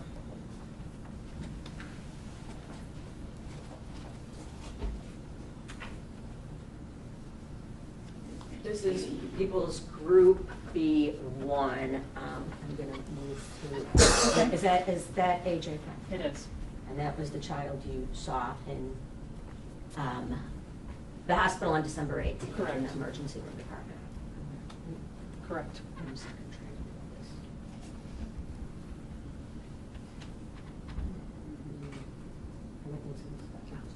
Can you just let us? Does that show some of the injuries you saw to the Yeah, system? the upper lip. Want to move on to the next one? Take a look at that bruise. Now, you obviously saw him bruised when he was gowned at some point, right? Right, yes. Now, are there certain types of injuries in children that you're generally trained to be suspicious of? Yes. So we look for any injury that isn't consistent with a child's level of mobility. So, for example, a 2-month-old falling off a bed doesn't fit with the ability to be mobile. There are certain burns that are indicative of abuse, for example, like dip burns or certain other pattern burns. There are also other pattern injuries that we would look for. Injuries to long bones would be suspicious. Those are some of the things we look for. Okay. Dr. Shannon, I'm going to have you look at B4 Mhm. and then as well B5. Yes.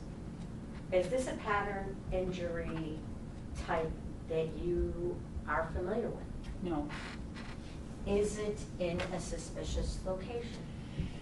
That's a good question because, it's over a bony area. If it was over a bony prominence, which can be more common, but it's truncal, which is less common. So it's kind of it's not on soft tissue necessarily, it's on bones, but.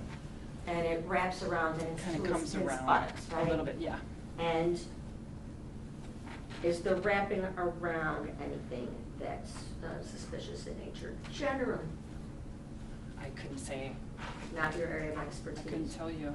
Would a bruise that size and color have been visible for a while? You said it wasn't acute. Again, the bruising history and development and progression is something that's very complicated and not something that I would feel comfortable making a judgment on. Would a bruise that deep, would you expect it to inflict a pain to elicit a response in a child? That's also hard for me to say. At the time, he was in no pain or distress. I think that's probably where I come up with it's not acute. And so Yeah. when you say elsewhere in your report, you describe that bruise as mild. Is that because you mean Yes. it's not acute, causing an immediate need for treatment? Yeah, in the emergency room, we consider things maybe a little bit differently than in other specialties, but mild, moderate, and severe are very different. So severe is something that's life or limb threatening. Moderate is something that may require an intervention, imaging, splinting, et cetera. And then mild would be something that I'm observing, but I'm not really intervening on. Right, you're not saying that this wasn't a significant traumatic injury to this child, just from an emergency room perspective. Correct. That's where you're putting it on a treatment level? Yeah, kind of like more on a triage and treatment level, it would be considered mild. Is history important when assessing how an injury occurred? It is. Did it make sense that the mother would not have seen that bruise in a child too? It would have been unusual that she didn't see it, I would think. But again, I'm not familiar with their family situation. Was the history, inconsistent? Yes. How so? Well, Initially, it was the dog, and then it was, well, maybe they were roughhousing while they were playing football in the house. Maybe that did it. And then eventually, I also got the information that it was potentially a belt Where did the word belt come from? from AJ. Did you ever suggest that? No, I did not. Now, after getting that information, I think you said it was significant and alarming. Yes. What did you do after receiving that information during that private conversation with AJ Freund? Right. I've called Carlos back and I let him know that we had new information. Was that approximately 4:30, at least for your, Yeah, I believe I documented 4:30, yes. and he again identified himself? Yes, It was the same person you'd spoken to earlier? it was. And tell us about that conversation. So in that conversation, it was actually a bit of a relief from the emergency room perspective because we felt like we had gotten the information that could help move the case forward. So we were then at that point 100% certain that we had enough evidence to take protective custody.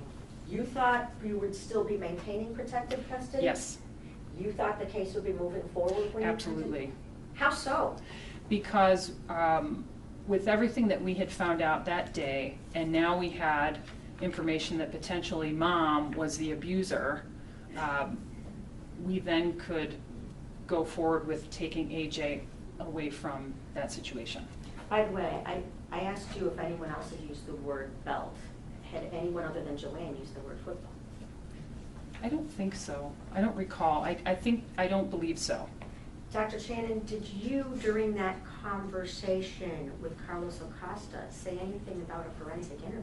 I did. I requested assistance at that time because I felt like it was imperative at that time to get a professional question session happening, and also then someone trained in forensics to look at the bruise and see if they could add any more information. So you wanted a separate interviewer? I did. And you wanted a separate medical exam? Yes. Like people who specialized in those? Correct. Did you offer, you said you felt better, you offered an opinion as to AJ's safety and Joann Cunningham's custody? Yes, we were not going to let the child leave the emergency room with mom. So this new information said that she could not leave with mom? Yeah, that solidified it for us, me. And then what happened? Then Carlos was going to determine the disposition of AJ. So it then became, okay, where does he go? And that's what he then was working on. Okay, that's what you believed he was working Yeah. on? Yes. Did you have a follow-up conversation? I did. And the nature of that conversation would have been that Dad is at work right now, but he's going to come get him as soon as he's off work. So what was significant about Dad? That was the person that was determined to be a safe person for AJ to go with. What was your impression about who was going to have custody of AJ then? I guess, it would have been Dad. That would have been the what we would have assumed. If the child leaves with Dad, and then the investigation continues. DCFS continues their whatever steps they take next. So you were under the impression, or you were told, that the father wouldn't be there for a while. Correct. What did you do relative to this information, Dr. Chen? We waited for Dad to show up. You waited. When did your shift end? 6 p.m. When did the child's father arrive? Yes, he did. What time? From the records, it looks like it was about 9:30, 9 or 9:30. He arrived in the ER. And did you specifically wait? I was waiting in the emergency room to make sure that he left with Dad. What would have happened had Joann Cunningham tried to leave? We wouldn't have let her leave with the child. In fact, did you have a conversation that is documented discussing the reinitiating another hotline call? What do you mean?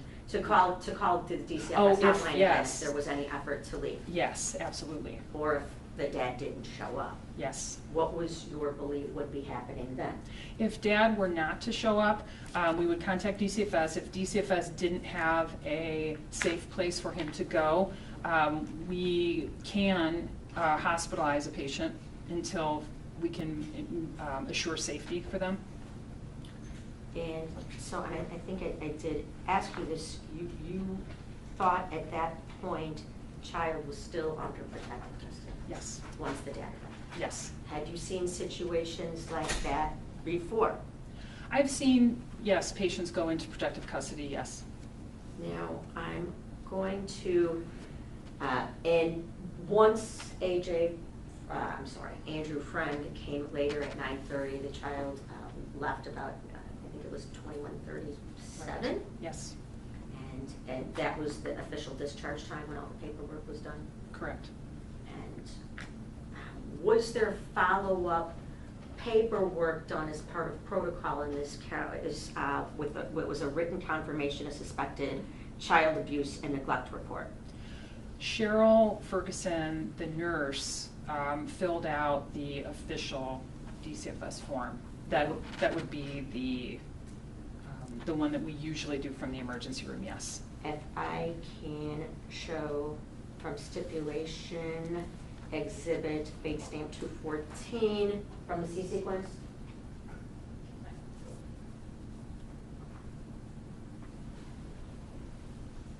Dr. Chairman, Yes. I'm going to show you, it's in evidence, this will be base stamp 214. Yes. So, do you recognize that document? Well, I recognize it because I've seen it before. I'm not sure I reviewed it in the emergency room, but Cheryl and I discussed it in the emergency room. You discussed it? Yes, we did. And do you provide her, and you have seen this document since then? Yes. And what's the title of it, please? The title is Written Confirmation of Suspected Child Abuse Neglect Report, Medical Professionals. And does that, it's like called a CANS 4 report, Okay. does that document contain the information during your exam of HA and the inconsistent stories? It does. It talks about the bruising. It talks about the fact that he mentioned that mom didn't mean to hurt him. And then the story was inconsistent, so that then DCFS instructed them to come to the ER for an exam, and then, yes, that's true.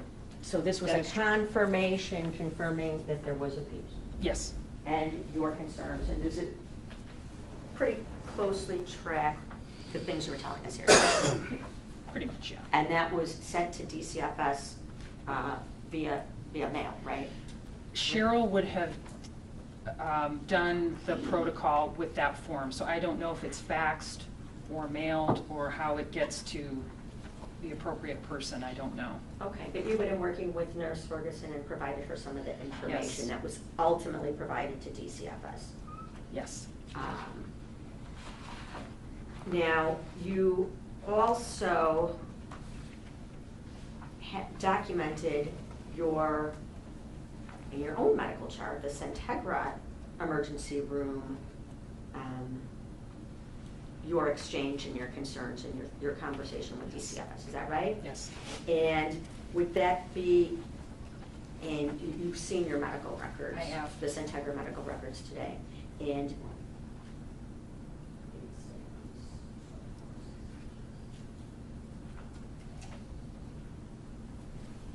Dr. Tannen, I'm going to show you a portion of the medical records Okay. that you documented. It would be Bates stamps 2465 through 66. Okay. Can you take a look at these 2 pages of the Centegra emergency room medical records? Okay. Do you recognize them? I do. Are you familiar with them? Yes. And how well does that document your interactions with DCFS? I think it's very, it's just the facts. Part of the charting that we do in medicine is just to present facts as they occur. It's difficult to get all the details in. But yes. it does document your concern over the changing stories. Correct. It does document that there was an injury via a belt that he said yes, he said about. That you explained to Carlos that these stories were inconsistent, that the patient changed his story multiple times? Correct. Does it also document quite specifically that I asked for a professional interviewer to be sent and explain the limitations of my exam? Injury pattern is nothing that I am personally familiar with, and I do not want to further interview and compromise the integrity of the patient as a witness. Correct. And on page 2, does it say in all capital letters, patient is to go home with father per DCFS? Correct.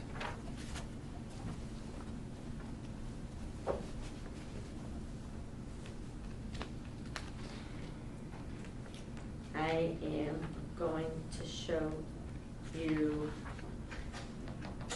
what is also part of the stipulation from the C sequence, bait stamp page 192.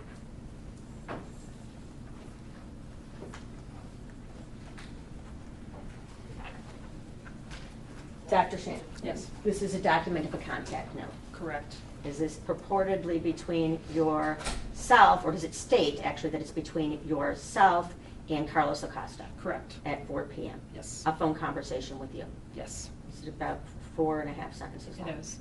Does this contact note encapsulate your conversations? It's very brief, but it's very brief. Does it indicate that you specifically requested a forensic expert? You said you're not a forensic expert. I think it does, correct. Does it? It does. It mentions that, yes, that I requested a forensic specialist or child abuse specialist. Yes, it does say that. It says my concern developed or was heightened when I spoke with him, and he mentioned about maybe mommy didn't mean to hurt me, and that was a trigger for us. That was heightened our suspicion and was what we considered credible evidence. Does it document your multiple conversations? It does not. Or the conversations regarding maintaining protective custody? No.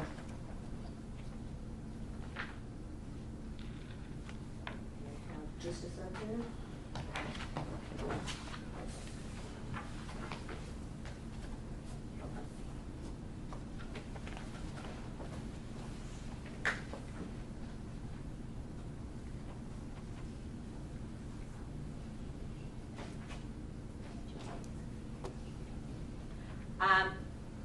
Dr. Shannon, I just Yes. want to go back to a few questions. While you were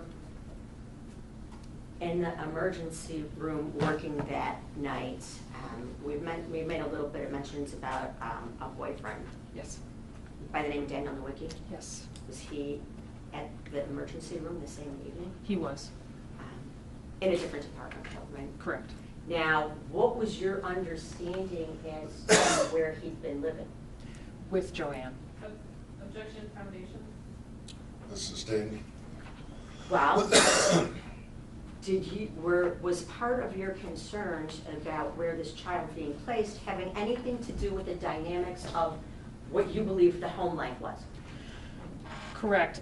We did consider, because we were under the impression that they were living together. Who's we? I guess me, I was. No. But who was living together? Oh, Nowicki and Joann. Where did you get that information from? It was that I believe, he may have told me that. Objection, hearsay, Mr. Strike. Sustained. Well, I'm talking about why you based your decisions on what you did, okay? So let's talk Oh, about yeah, I understand, yeah. I had thought, for example, when he told me maybe somebody not in my family, that's who I went to, was the boyfriend. And then when the child was going to leave with Dad, we knew that the boyfriend was not going to be around. He was going to be in another hospital situation. So we knew that was happening. Okay. And at that point, did you think that protective custody was being maintained and this child was going with a new placement with his father? Yes. And not with his mother. Correct. In fact, had his mother tried to leave with him, you would have called the hotline and prevented that from happening. Correct.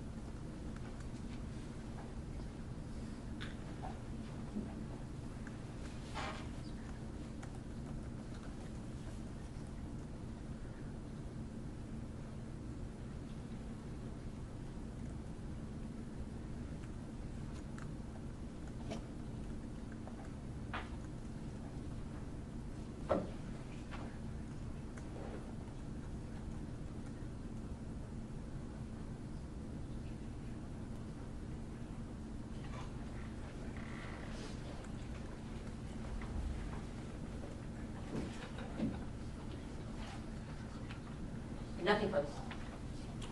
Cross-examination?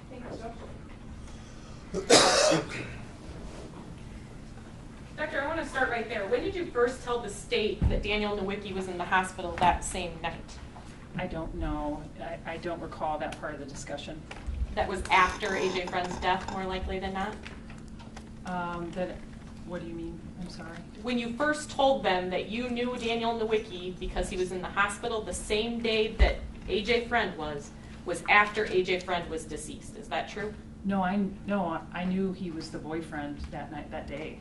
Where in the medical records is there any mention of Daniel Nowicki and AJ Freund's medical records? There wouldn't have been. You didn't document anything about a boyfriend anywhere in your notes that day, true? True. And how did you know you knew Daniel Nowicki's relationship from his medical treatment that you were doing separate and apart from AJ's? Is that true? Well, no, because I don't think I signed up for him as a patient.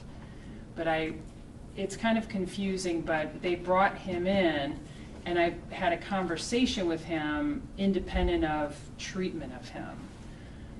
It's I don't believe I ever signed up for him as to be my patient. So he was in the emergency room, so I knew of him. It's my emergency room. I know all the patients in the emergency room. The situation that was ongoing, I knew about it because of potentially, I believe it was the police, maybe the police officer that had told me, and then I talked to him, and Daniel Nowicki told me that he was on a rant about her because okay, I'm going to stop you right there because you're going far from where my question started. When you mentioned previously tricky. on direct examination Yes. that there was a police officer in the emergency room Yes. that you talked to. Yes. That police officer was not there with AJ Freund or No. Joann Cunningham, true? At the time, I don't know if I realized that, but I believe that is true, yes. They were I believe that there to be true. under a separate Yes. investigation involving a separate patient that was not AJ Freund, correct? I believe that is correct, yes. Now, if we can get back to what you did that day. Sure. You testified that you documented your phone call with Carlos at about 4:30 p.m., correct? Yes. You documented one and only one phone call that you personally had with him. Is that true? I believe that is all I documented, yes. And you testified today that you spoke to him at least 3 times? Correct. And you only documented the one phone call? Correct. And when you asked him to have a forensic interviewer come to the hospital, he told you that was not available, correct? Correct. You were aware of the nurse's notes in the chart because Yes. you had to access the chart yourself, correct? Correct, yes. And at that time, everything was electronic. You were going into the computer to enter your notes, correct? Yes.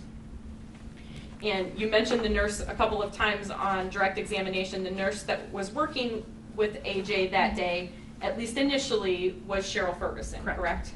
And you were aware that Cheryl Ferguson had interviewed or asked AJ what happened before you interviewed AJ, correct? I don't know if I don't know what the timing was of who asked who what and when. did you review her notes before you entered into the room to meet with AJ for the first time? Probably not, no. You knew that AJ came into the emergency room after having had contact with both police and DCFS, correct? Yes.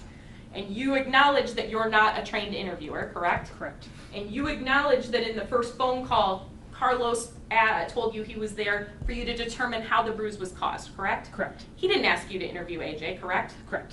He didn't tell you to take AJ into a separate room and ask him more questions, true? True. And you weren't trained to do that, correct? Correct. And only after you did that did you say, oops, I better take a step back here because now the kid is making multiple statements. Yes. That's the first time it caused you any concern for doing that, correct? You noted in your charting that day that you talked to Joann about the plan that AJ was going to go home with his father, correct? I mentioned it to her. You talked to her about it? I believe so, yeah. And she was cooperative and understood? Yes. She was pleasant? Yes. And you noted that the children in the room, which would have been both AJ and his little brother Parker, do not seem afraid of her and they talk freely in front of her, correct? Correct.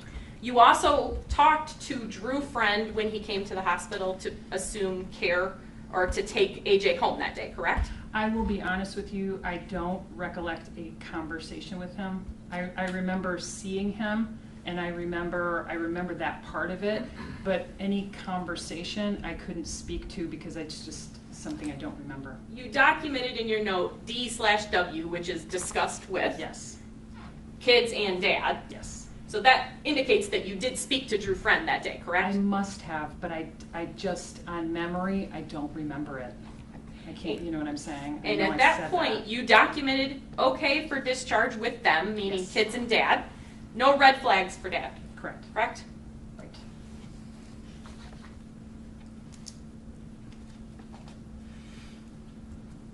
As you mentioned to Ms. Romito on direct, the bruise you noted initially on his hip, you noted that it was at its maximum severity was mild, correct? I would say at the moment I saw him would be considered mild. You noted it both at the time that you saw him and at its maximum severity to be mild, correct? I don't know what you mean by at its maximum severity. Well, your charting Did I write indicates that you maximum? wrote that. Where did I don't recall writing.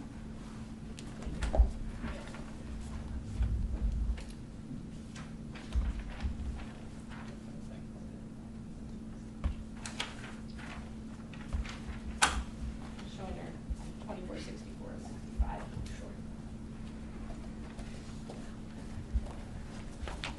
I'm showing you what was admitted as stipulation C, page 2464 Okay. and page 2465. Okay. When Ms. Romito showed you your note partially before, she only showed you the second 2 pages of your note, is that correct? Yes. It was actually 3 pages that began on page 2464, is that Sure. correct? Yes. Okay, and in the first paragraph, history of present illness, you noted the bruise at its maximum severity described as mild, correct? Yes. When seen in the ER, severity described as mild, correct? Yes. I'm that just so There's you- no question. No, Yeah. no. You can answer the question.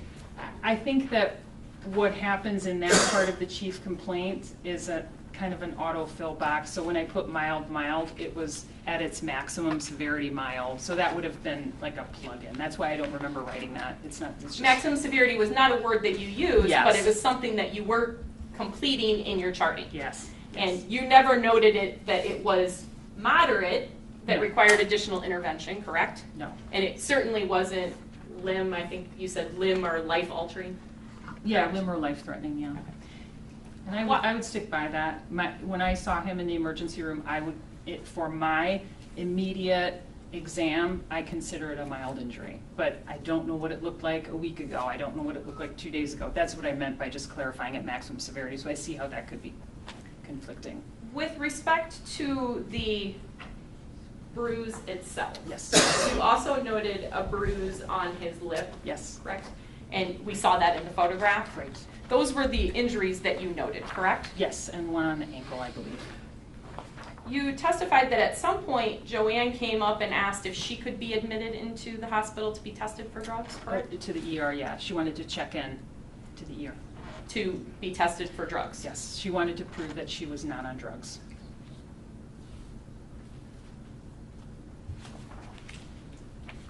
During the examination of AJ, in addition to speaking to him, you did do a full body examination of him, I did. correct? And you noted that he was in no acute distress, he was in no pain? Correct. You noted that other than the upper lip, small abrasion on the right side of the upper lip, that the head, ear, nose, and throat all were within normal limits, correct? Correct. So on the face and above, the only injury you noted was the lip, correct? Correct. You noted no injury to his back, correct?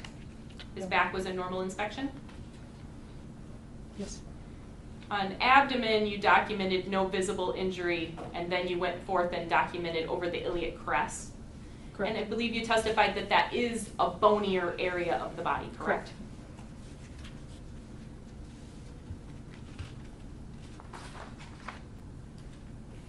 Bruises are not a normal ER treatment, correct? People don't come to the ER just for a normally for a bruise, correct? No, they do.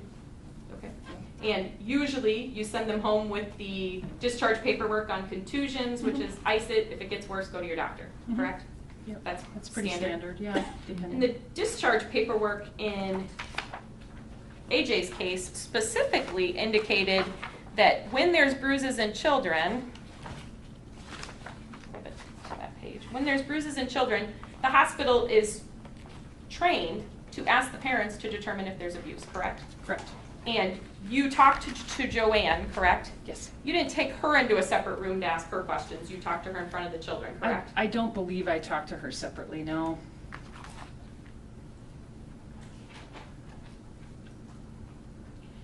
You testified that you stayed at the ER even though your shift ended at 6 until about 9:37 when he was ultimately discharged, correct? Right. The timeline of events that occurred in the ER is included in the medical record, correct? Yes. And the only time that it was documented that you saw AJ was at 2:20 p.m., is that correct? That would have been the start time, yeah, of the visit, I would imagine. Okay. Did you go back into his room after you had the conversation with him in the separate exam room? Sure, yeah, I believe I was in there multiple times. Okay. Those aren't documented in your note, correct? No.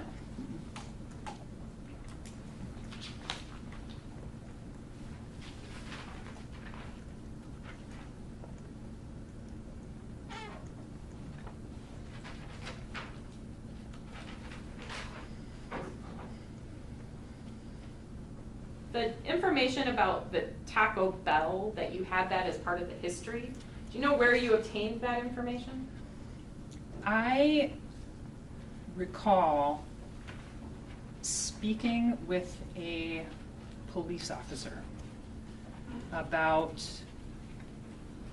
the situation. I recall talking to Carlos. I don't know if Carlos gave me that information or the police officer gave me that information, but I knew that she had went to Taco Bell to make a phone call, and then the police got involved. They saw that there was this bruise. They were able to take her to the station and start the investigation. Was the police officer that you spoke to that day male or female? A male.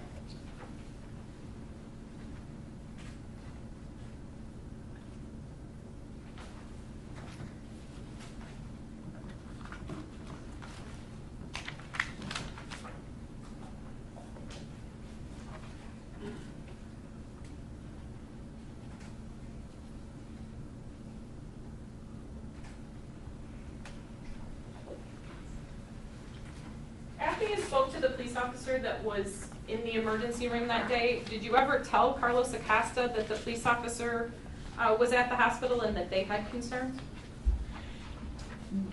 I know I had a discussion with him that the police were concerned. They had pictures of the house. They were trying to get the house. I knew the house could not be condemned, but they were concerned about the living conditions. I knew that. And I believe I discussed that with him because I thought, you have that information, you were at the police station, you know those things. But you didn't tell him what any of the police officers at the hospital told you, correct? I don't recall. At no point did you tell him that Daniel Nowicki was in the emergency room and that you were speaking to the others about Daniel Nowicki, correct? I don't recall. There are HIPAA rules as well that I'm, obligated to follow. So what I could and could not say about somebody else's healthcare treatment. Well, you testified to it today, correct? Yes. And you talked to the state about it today, correct? Yes. And you talked to the state about it before today, correct? Yes. When did you talk to the state about Daniel Nowicki being in the emergency room before today? Probably with I probably spoke with them during Joann's trial, probably. Around the time of her sentencing? I would think so, yeah. I think because it was part of my story.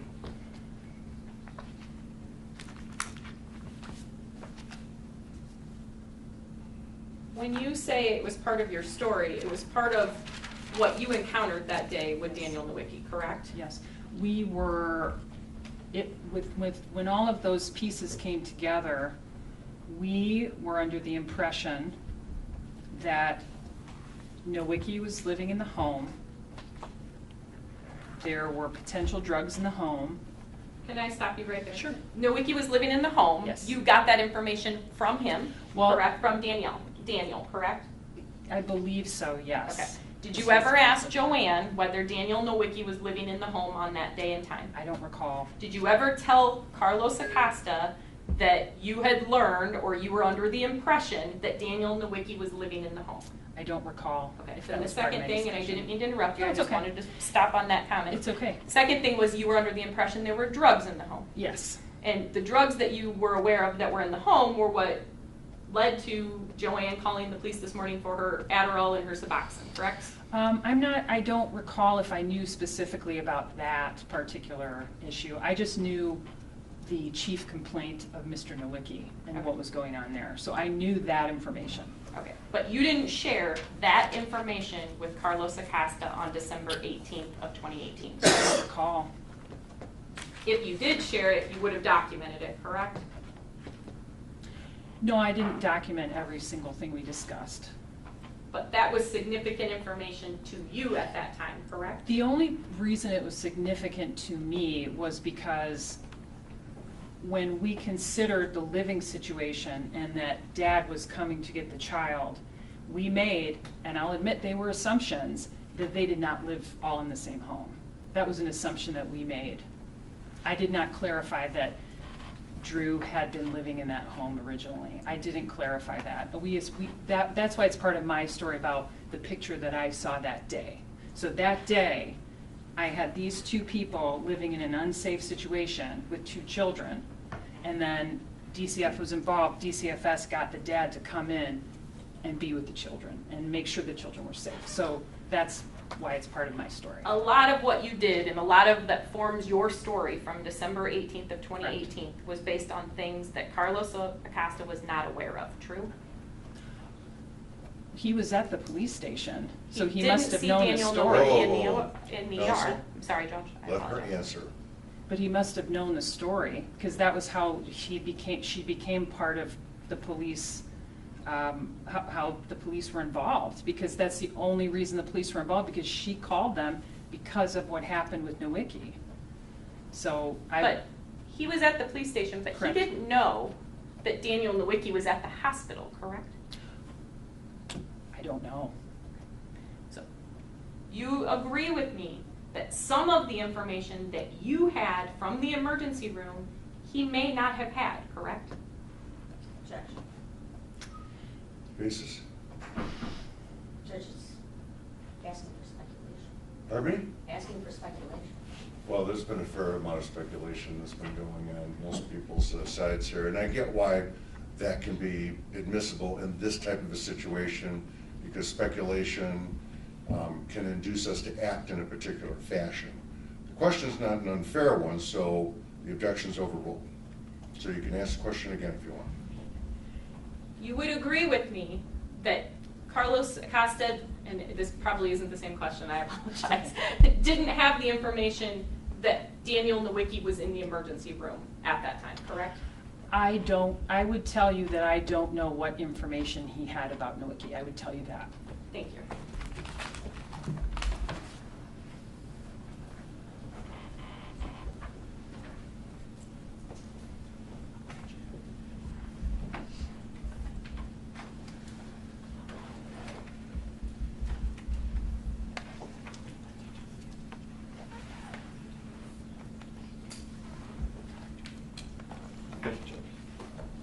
Dr. Channon, after receiving the facts, you called the DCFS investigator Carlos Acosta, correct? Correct. And would it be fair to say that at the time you made that call, or what motivated you to make that call, was you felt that the request being made of you wasn't in your wheelhouse? Correct. And was one of the purposes of that call possibly to suggest that maybe you should take this boy to a different doctor who does things which that would be in his wheelhouse? Correct. Go ahead. Well, I was going to say, we were under the impression that if we were able to prove it was non-accidental trauma, then the protective custody would continue. And that to me seemed like a lot to put on an emergency room physician. And I'm going to ask the question this way because I'm Okay. going to ask it because I can't think of a better way to ask it. I don't mean to be demeaning. So you weren't trying to beg off the situation. You were trying to make a good decision. Is that fair to say? I was trying to do what was in the best interest of the child. Okay. And you've testified, and you just said it again, you believe that the protective custody was in place at that time, correct? Yes. Why?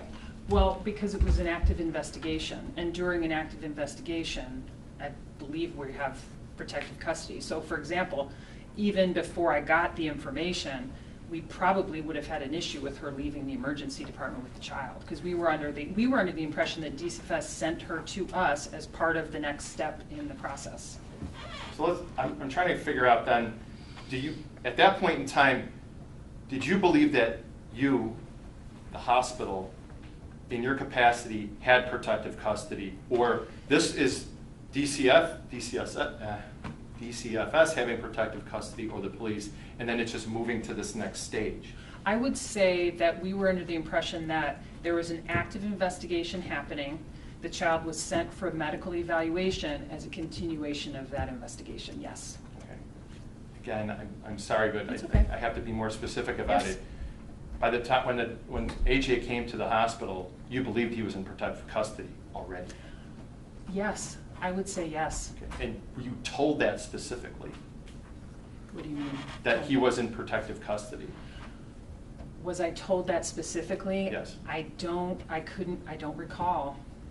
In your conversation with Investigator Acosta, after that conversation, were you more clear about the status of protective custody, whether it was actually in place at the time AJ came to the hospital? After the initial conversation? Yes. I don't know. So ultimately, after the conversation with Acosta, you moved forward. Yes. Okay. And that was a decision you made? Yes. Is anything about the conversation you had with DCFS at that point in time motivated you to go forward? I think he was a patient in my emergency room, so I am obligated to care for him. So yes, I moved forward as I would any other patient, knowing that I also was tasked with filling out this form of medical injury. You didn't have to be talked into it. Is that fair to say? At that point? To be talked into it. Well, I was trying, my initial conversation, I was trying to, I guess, make it clear that I was not the right person to do that I had not done that before. This isn't what I'm here for. Are we sure you want me to do this? and then then you made your decision to do that after that Yes. conversation. Okay. Judge, I have nothing further. Redirect? No, no retract, thank you. Okay, We're you may done. step down, thank you. All right, it's 2:45. We're gonna take a recess until 5 minutes after 3.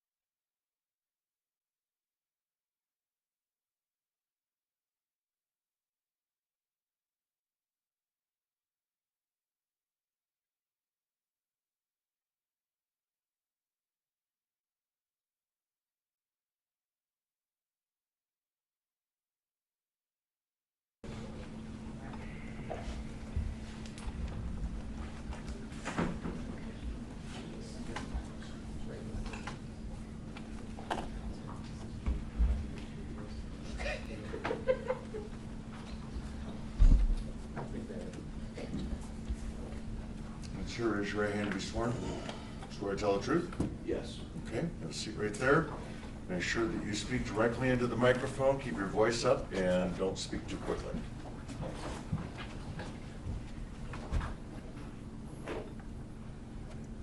You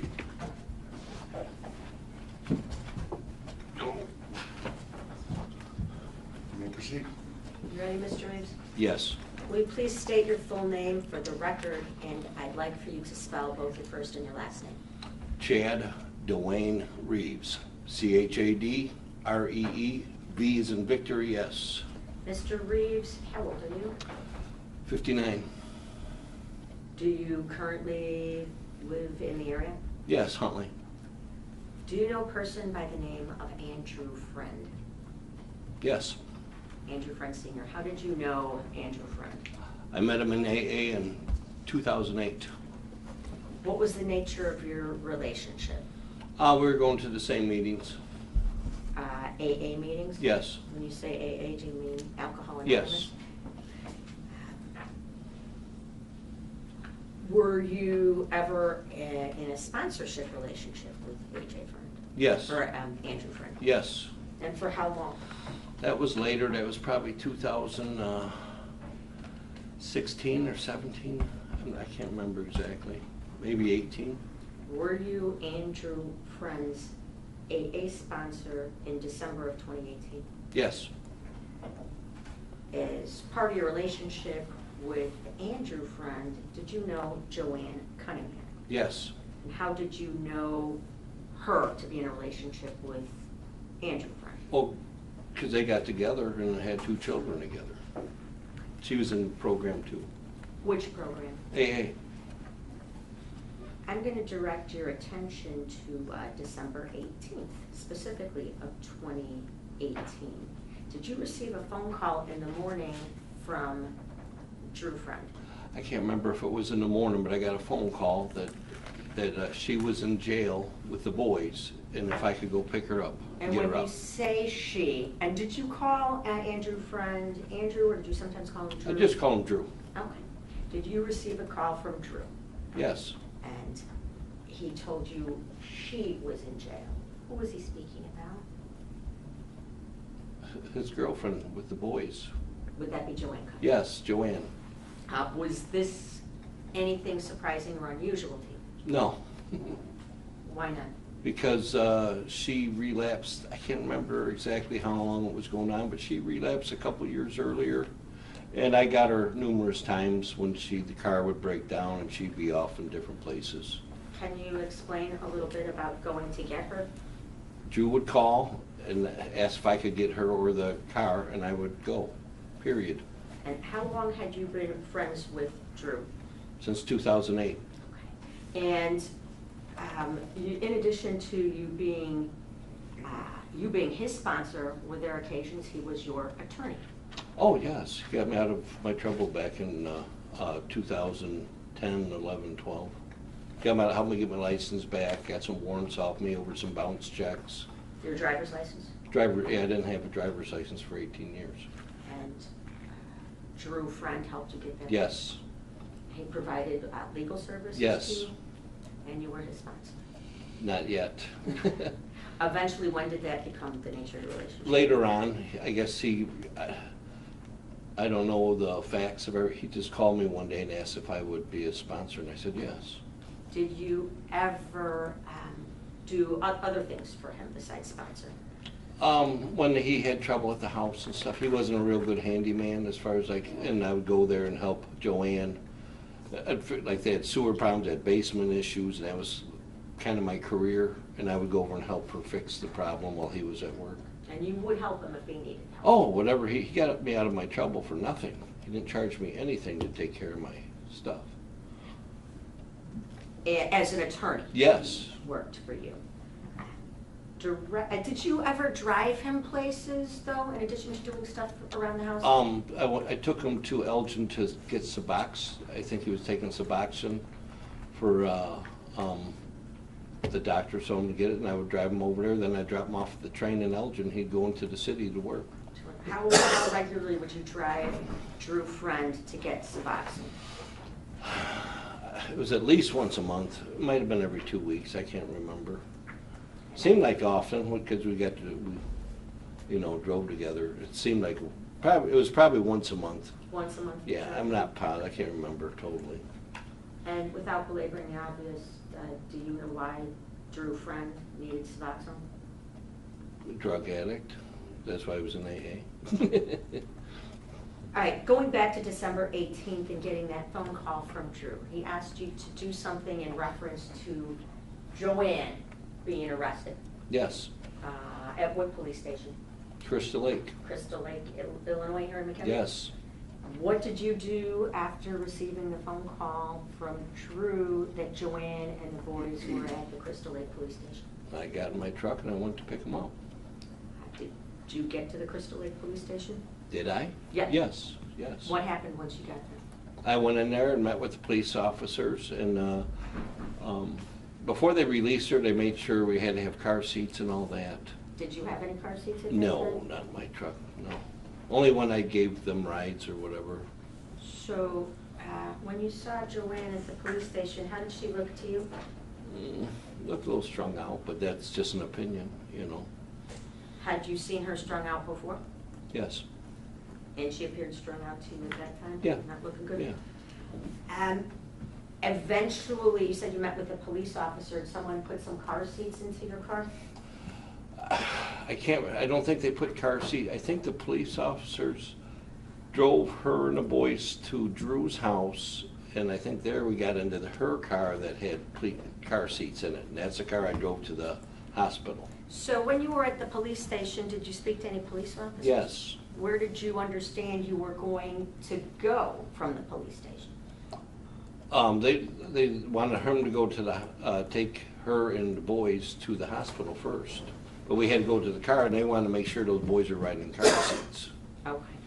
Did you spoke to some police officers, Yes, and you knew Joann had to go to the hospital, and you were gonna take them now? yes, Did you speak to anybody from DCFS at the police station? no. Did anybody walk up and ask you, like, what your name was beside the police officers? I don't remember anybody besides the police officers. And what did you do once you got the car seats? I drove her to Woodstock Hospital. And did you have any conversation about why you were going to Woodstock Hospital? They said there was a bruise on Drew, and they had to take him, and I didn't think nothing of it. Did you have any conversations with Joann about that bruise?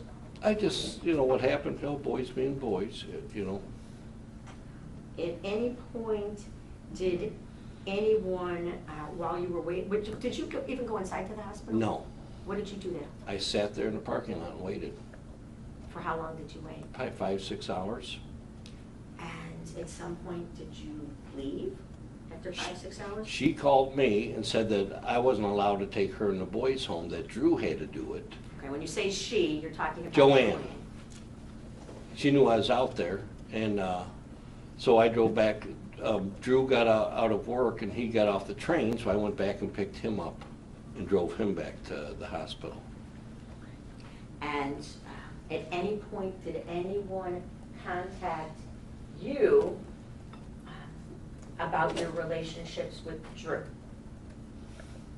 Not till after the stuff happened with the boy, Nobody on December 18th at this No. incident where you waited at the went to the police station, waited at the hospital all day, reached out to ask you No, any questions? no. Of what you learned or what you saw on December 18th? No. And Joann didn't provide you with any explanation? No, just he had a bruise. Just 1 second. Thank you, sir. I don't have any further questions. Cross? Not yet. No cross, Judge. Okay, you may step down. Thank you. Thank you.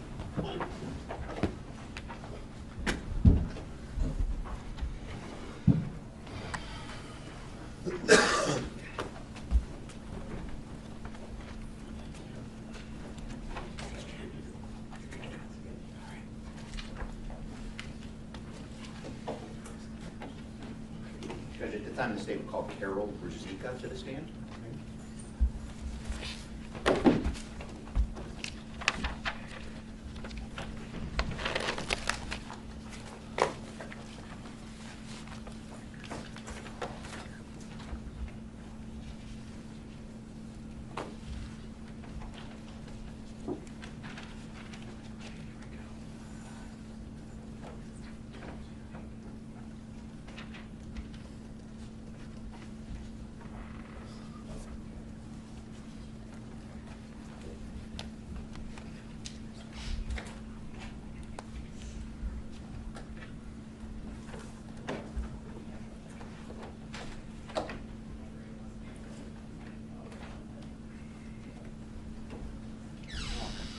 All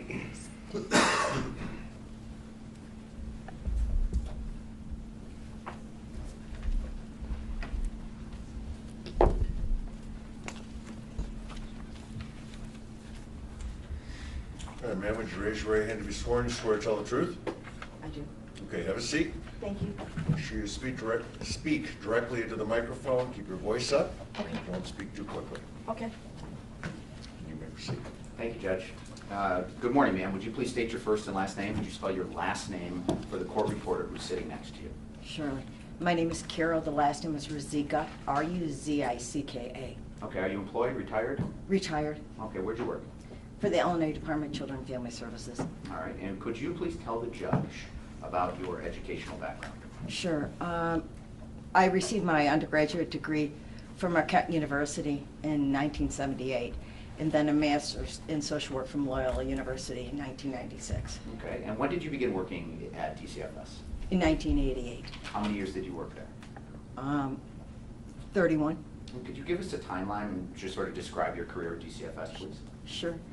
I began my career at DCFS in 1988 on the west side of Chicago as what they called at that time a follow-up multi-service worker, meaning that I monitored kids that were in foster care as well as families and children that were home with their parents.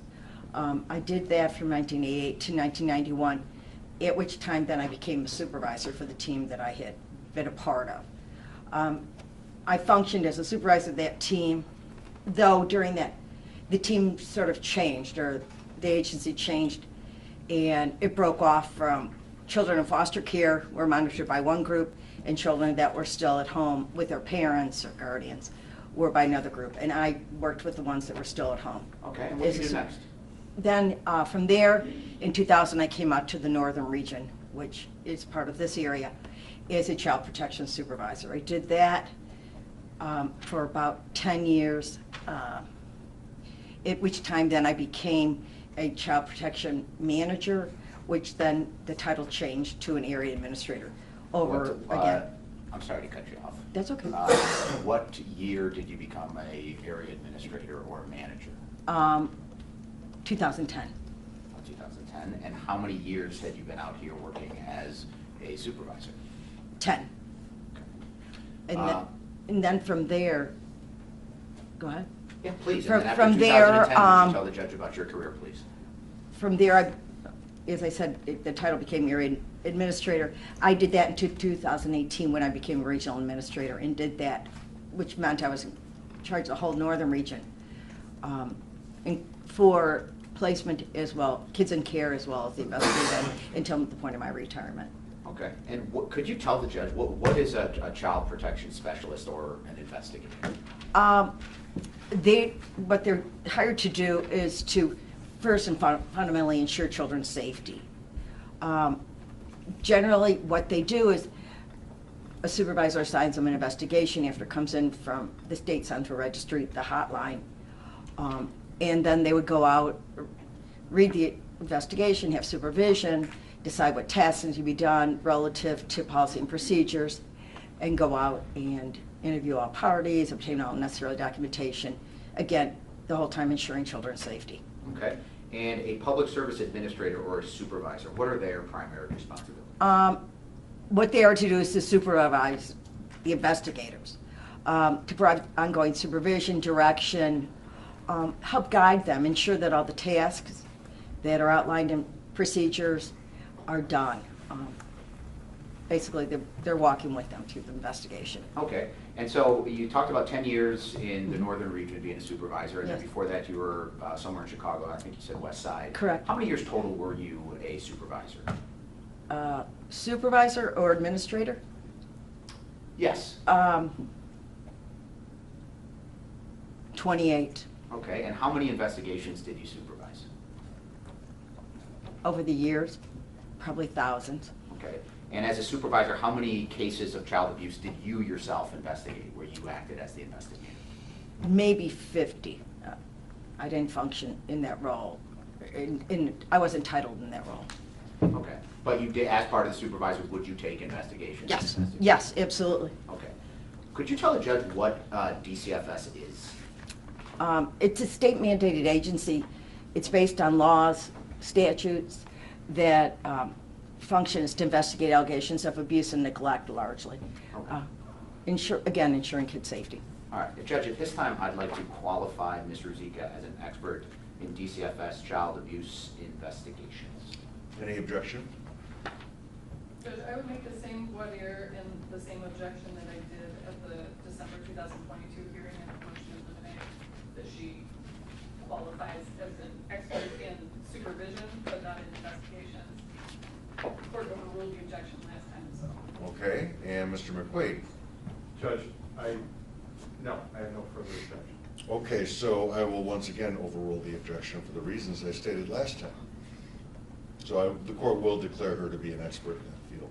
Okay, thank you, Judge. All right, so and let me just back us up to where we were. Did the Illinois statutes create DCFS? They did. Okay, and to your knowledge, do Illinois statutes give DCFS authority to create rules and procedures? They do. Okay, I'm gonna ask you a real specific question now, okay? Does DCFS have primary authority under the Abused and Neglected Children Reporting Act for receiving and investigating reports alleging the abuse and neglect of a child by a person who is the child's parent or immediate family member, a person responsible for the child's welfare, or a paramour of the child's parent or individual residing in the same home as a child? Yes. Okay, we can unpack that a little bit. So if a child is abused or neglected by a parent, it's DCFS and not the police that have the primary legal duty to investigate under the law? That is correct. Okay. And can DCFS still cooperate with law enforcement? Oh, yes, and often do. While working with law enforcement, who generally directs it or would be in charge of the investigation? DCFS would be. Okay. And then let's back up broadly and just talk about DCFS generally. You had mentioned some different roles, but I just want to think about that a little bit. Okay, so who's in charge of DCFS? The gentleman's name is Mark Smith. All right, and what's like the title? Do you remember? Do you recall? Director. Director. And there's different DCF regions that you had referred to. Could you tell us about that, please? Again, this goes back to when I worked there. There were, at that time, 4 regions. They were set up geographically, like Cook, Southern, Central, and Northern. Does McHenry County have its own, like what, is McHenry County part of a particular region? It is as part of the Northern region. All right. And does McHenry County have its own office?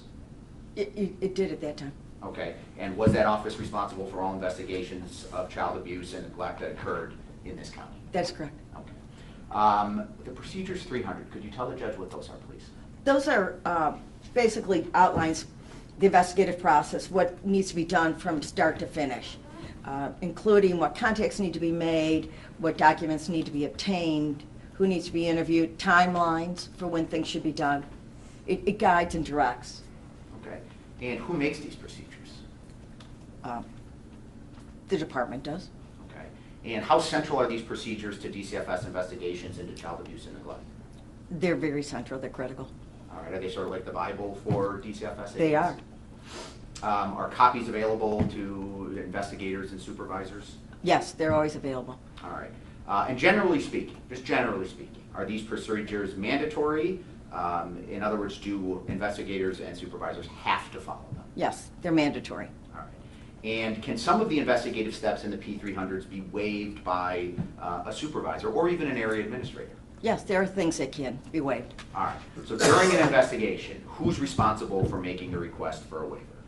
It would be the investigator. All right. And would that request need to be documented? Yes, it would need All to right. be. And what does the supervisor do upon getting a request to waive something within the P300s? First off, there should be a dialogue between the supervisor and investigator about what they want to waive. Okay. And then ultimately, the supervisor would be the one that would agree with the investigator. All right, and then should that decision where a waiver is granted, should that be documented as part of the investigation? Yes, it should be. All right. So if an investigator doesn't do something and like a supervisor doesn't do anything or like doesn't call them out on that, is that considered to be an appropriate waiver? No. Okay. If an investigator doesn't do something at the end of an investigation, a supervisor agrees to close the case, has the supervisor implicitly waived whatever should have been done? Simply by closing it? No. What kind of training do investigators and supervisors get on the P300s in 2018 and prior while you were with DCFS? The investigators and staff were trained when they were initially hired, and then throughout the time that they're there, there's always ongoing training, especially as things change. Like in 2015, procedures were revised, staff was retrained. There were ongoing meetings. For supervisor, there were supervisor meetings where things like changes and weak performance areas where people needed to firm up. Those were often discussed. All right, and what kind of training have you received on the P300s? I would imagine it's in addition to what you just talked about. Right. Again, I was initially trained because when I did switch to child protection, I did go through the training of a child protection investigator. So I was trained, again, you would get at that point, and then I was part of the group that helped revise procedures in 2015. Again, throughout the time, you'd always get policy transmittals, updates, things that would be provided to you and to all staff. Okay. As to changes and things such as that. As a supervisor, how often would you use the P300s? Daily. All right. Fair to say you're readily familiar with them? Yes. Judge, I'd also like to qualify Ms. Rizika as an expert in the P300s at this time. Any objection? No objection. All right. All right, or we'll find that she's an expert in the area of the P300 series of regulations. All right. Okay, Judge, now I was not aware that we were going to have a camera in the courtroom until yesterday, and I prepared this witness prior to that. So I have a binder which has a number of documents that have already been entered into evidence. It's just sort of, I'm going to go, I pulled documents from sort of each of the exhibits because I want to go through specific documents with her, and I put them in order. Everything in here has already been entered into evidence, so I'd ask to give this to Ms. Rizika as a demonstrative evidence. I provided a copy of this binder to both counsels. I'd also like to provide Your Honor with a copy of this so that you can go through it as we're going through the direct examination as we refer to these documents. Okay, any objection? I was provided with a copy of the binder before the break. I haven't thoroughly reviewed it, but it appears to be documents that are included in the stipulation. I don't object to the witness having it during her testimony, but I would like the record to be very clear anytime that she's reading from it or referring to it. All right, so, ma'am, when you're testifying, if you are going to read, just please state verbatim and then read it, and then, or quote, end quote. Okay. And if you're paraphrasing it, please make that clear as well. Okay. Okay, and so you can hand that up to me. Okay, and just to be on the same page, most of what's in here I'm going to refer to, I'm going to read, and then I'm going to ask that we talk about it, just so everybody's on the same page, and I'll do my very best to make sure that the record reflects what I'm looking at. Mr. McQuaid, anything? Okay. Judge, this is a copy for Your Honor. Thank you. You're welcome. Thank you. You're welcome.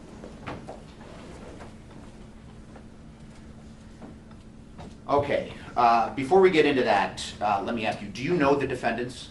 Yes. How? From working with them in the Woodstock field office, at one point, I was Mr. Polovin's supervisor. Okay, and in late 2018 and early 2019, how were each of the defendants employed? Mr. Acosta was a child protection investigator. Actually, he was an advanced specialist, and Mr. Polovin was a public service All right, administrator. now you say advanced specialist, does that change the nature of the job? Does that basically mean investigator? What it means is that he has a master's degree and that he's, in theory, it should mean that he could take a little bit more difficult investigations. Okay. And could you identify the defendants in open court? By an article of clothing that they're wearing? You can start with Mr. Acosta. Mr. Acosta, green tie, is it? Close. Okay. And Mr. Polovin is over here on my right with his reading glasses on. Judge, I'd ask that the record reflect the in-court identification of it. The record will reflect the in-court identification of both defendants. Okay, let the record reflect, I'm looking at Exhibit 20, it's Section 30, this is page 1 of the binder that I handed out. It's Section 300.10. Let me read a section to you, the highlighted section, and then we can talk about it. The purpose of these procedures is to define the intervention process and provide instruction to staff for all steps of that process from from the report received alleging that a child may be abused or neglected to the completion of the investigation. So let me ask you a question based on that. So is it fair to say that you're supposed to use these procedures for every step of an investigation? Yes.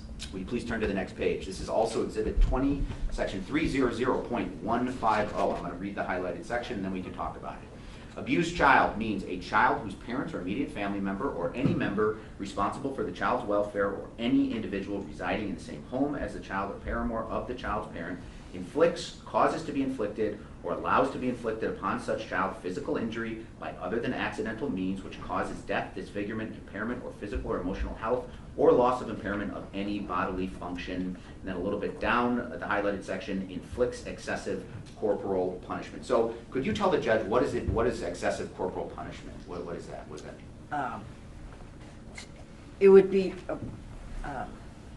hitting the child, leaving a significant mark. It would be oftentimes using an instrument. It's not a pat on the child's fanny. Okay.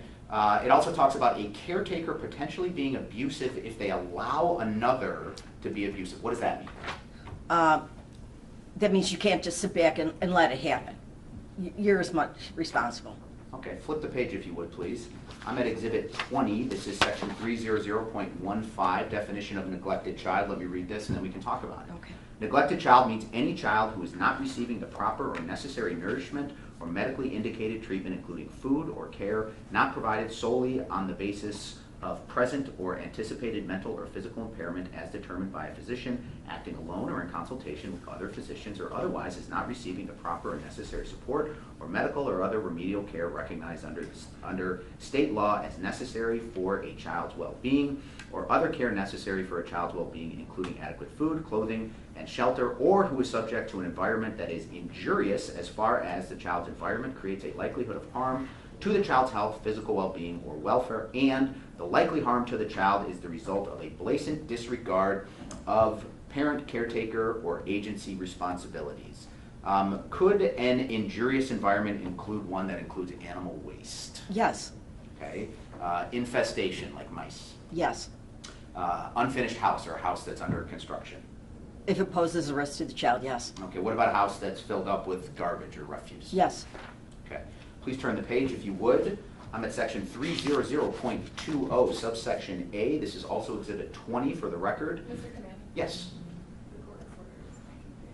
Oh, yes, slow down. Okay. I'll try. And if you need me to slow down, feel free to pipe up. Okay? You're welcome. Subsection A, reporting child abuse and neglect to the department. Reports of suspected child abuse or neglect may be made to the State Central Register SCR hotline 24 hours per day, 7 days per week via the 1-800-25-ABUSE, 800-252-2873 toll-free number, or to a local DCF office during regular business hours.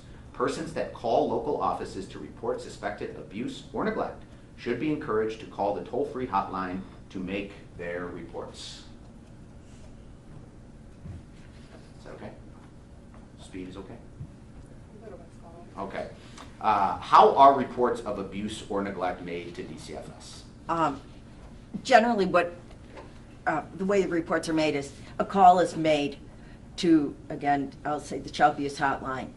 And a reporter could be somebody that's a mandated reporter or just somebody that's showing concern, neighbor, family member, would call the hotline and allege that a child is either being abused or neglected. Who can make reports?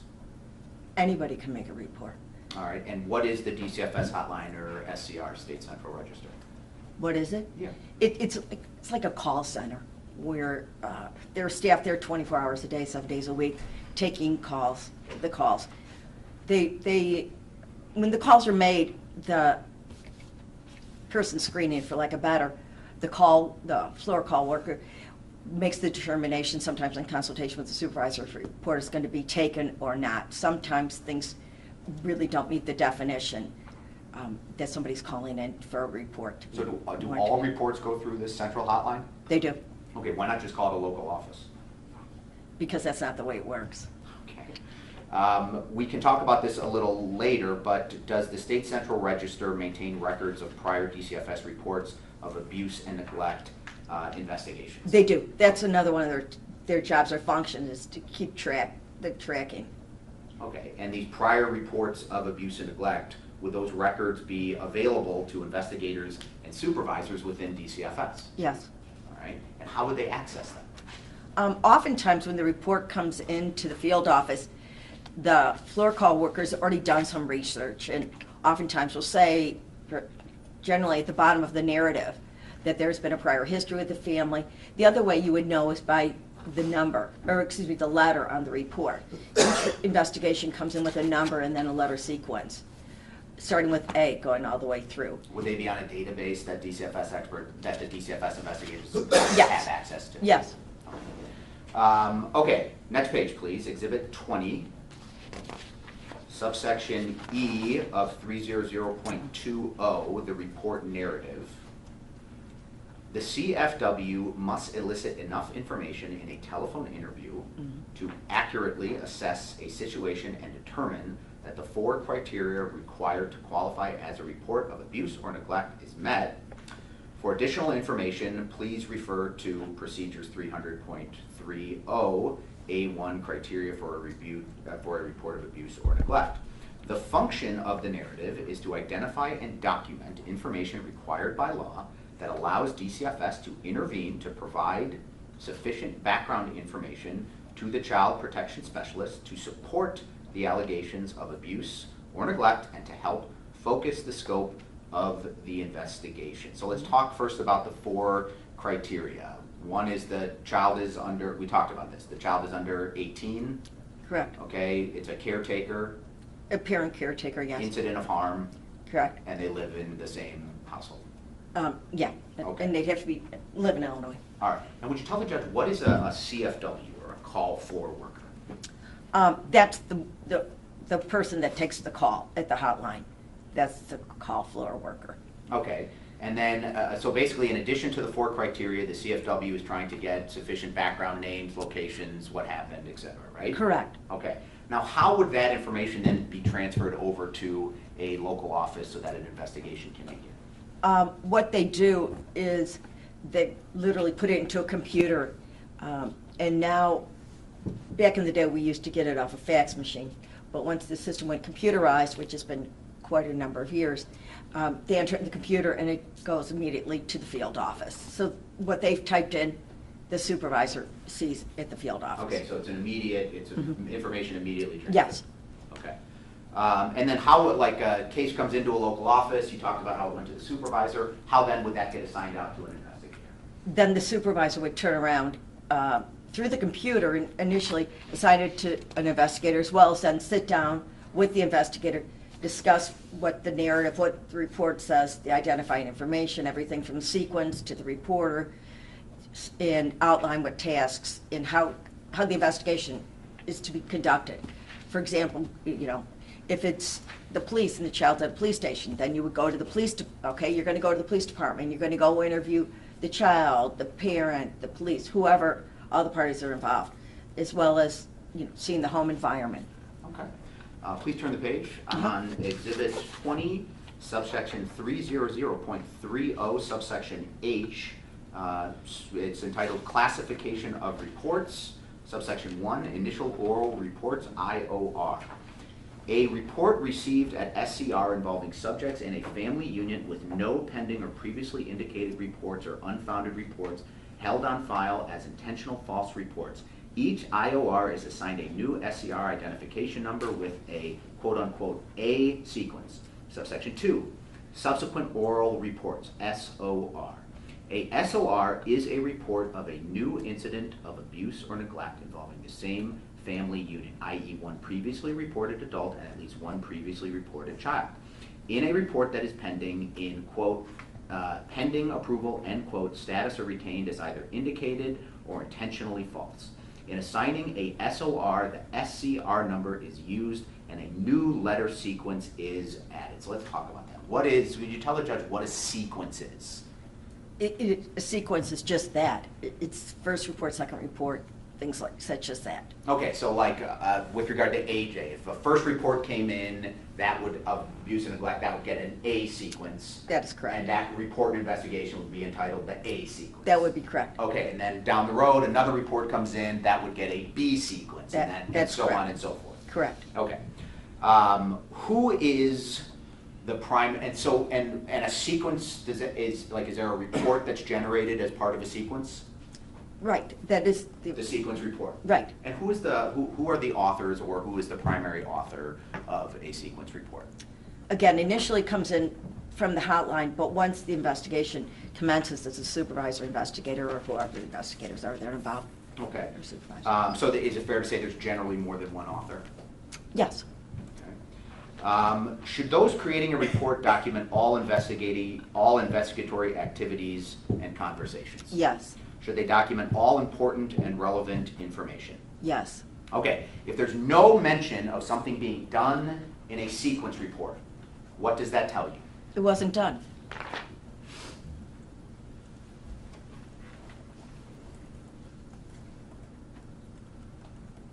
All right, now prior to coming to court here today, did you have the opportunity to review the C sequence involving AJ Freund? I did. Okay, and did you have the opportunity to review the A and B sequence involving AJ Freund? B, yes. A at a limited level. Okay, but you had the opportunity to look at it. Yes. Let's go back to the C sequence for a second. All right, does this set forth the investigative activities of the defendant's investigation into the abuse and neglect allegations against AJ Freund and Parker on December 18th of 2018? Yes. Okay. And do both of the defendants author the majority of the various sections therein? Yes. Okay. And let's talk about the A and the B sequence. Should these documents have been acquired as part of the investigation into the C sequence allegations against the defendants? Yes. And should they have been reviewed? Yes. Okay, would what's in there be germane and relevant to the C sequence investigation? Yes. Moving on, Exhibit 20. This is subsection 300.50A. There's a highlighted section there that I'm not going to read, but I just want you to take a look at. Do the P300s have rules regarding the timeline of an investigation? They do. And could you kindly just sort of walk us through what that general timeline is, please? There are certain tasks that need to be done at 24 hours, at 48 hours, at 5 days. But there's some real critical junctures. 14 days, another one that's critical, 30 days, 45, 55, and Okay. then 60. And what is 60? Investigations are to be completed within 60 days unless there is a reason to extend it Okay. beyond that. Now, are these timelines when things are supposed to get done, or are these timelines sort of deadlines, like everything has to be done by these timelines? They're deadlines. Okay, Maybe. and could things be done before these deadlines? Oh, yes. So you could close a case earlier than 60 days? Yes. Okay, and can you extend can you extend an investigation past 60 days? You can for cause. And cause could be you're waiting for a mental health report, a police report. It would be, there has to be a reason for it. So if there's more to do, you could get an additional 30 days? Oh, yes. Oh, yes. All right. Could an entire investigation be completed within 14, 15 days? Investigations that are closed within 14 days are ones that are found not to be good faith reports, or that's because of it's not a good faith report. Does that sort of mean it doesn't meet one of those 4 criteria? Right, well, or that what's reported, there's like no basis to it. For example, if a report would come in and saying a child is being left home alone, and you go to the home and there are no children. Okay. That's not a good faith report. So then how common is it for an investigation to be closed at around 14 days for a good faith report? Not all that common. Please flip the page if you would. Uh-huh. I'm at Exhibit 20 of the P300s, and this is Appendix B of the P300 subsections A and B. And I'm not going to read this either, but I just want you to take a look at it so that we can talk about it. Could you tell the judge what is Appendix B? Appendix B is the allegation system.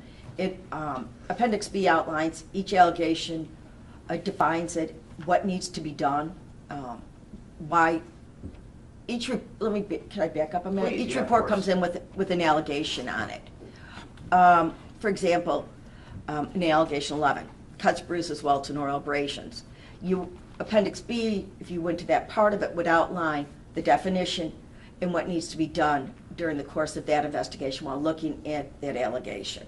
What context, paperwork, things such as that. Okay, so DCFS categorizes different types of reports by different numbers? They do. Okay, and why do they do so? Why do they do It that? just helps to organize and more clearly define. Are there different investigative steps for different types of allegations? There are. Okay.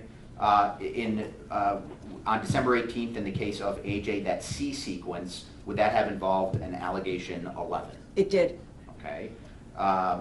So allegation 11, would that set forth steps that a investigator and supervisor would need to take regarding that? Yes. It would. Okay. And flip the page with me if you would.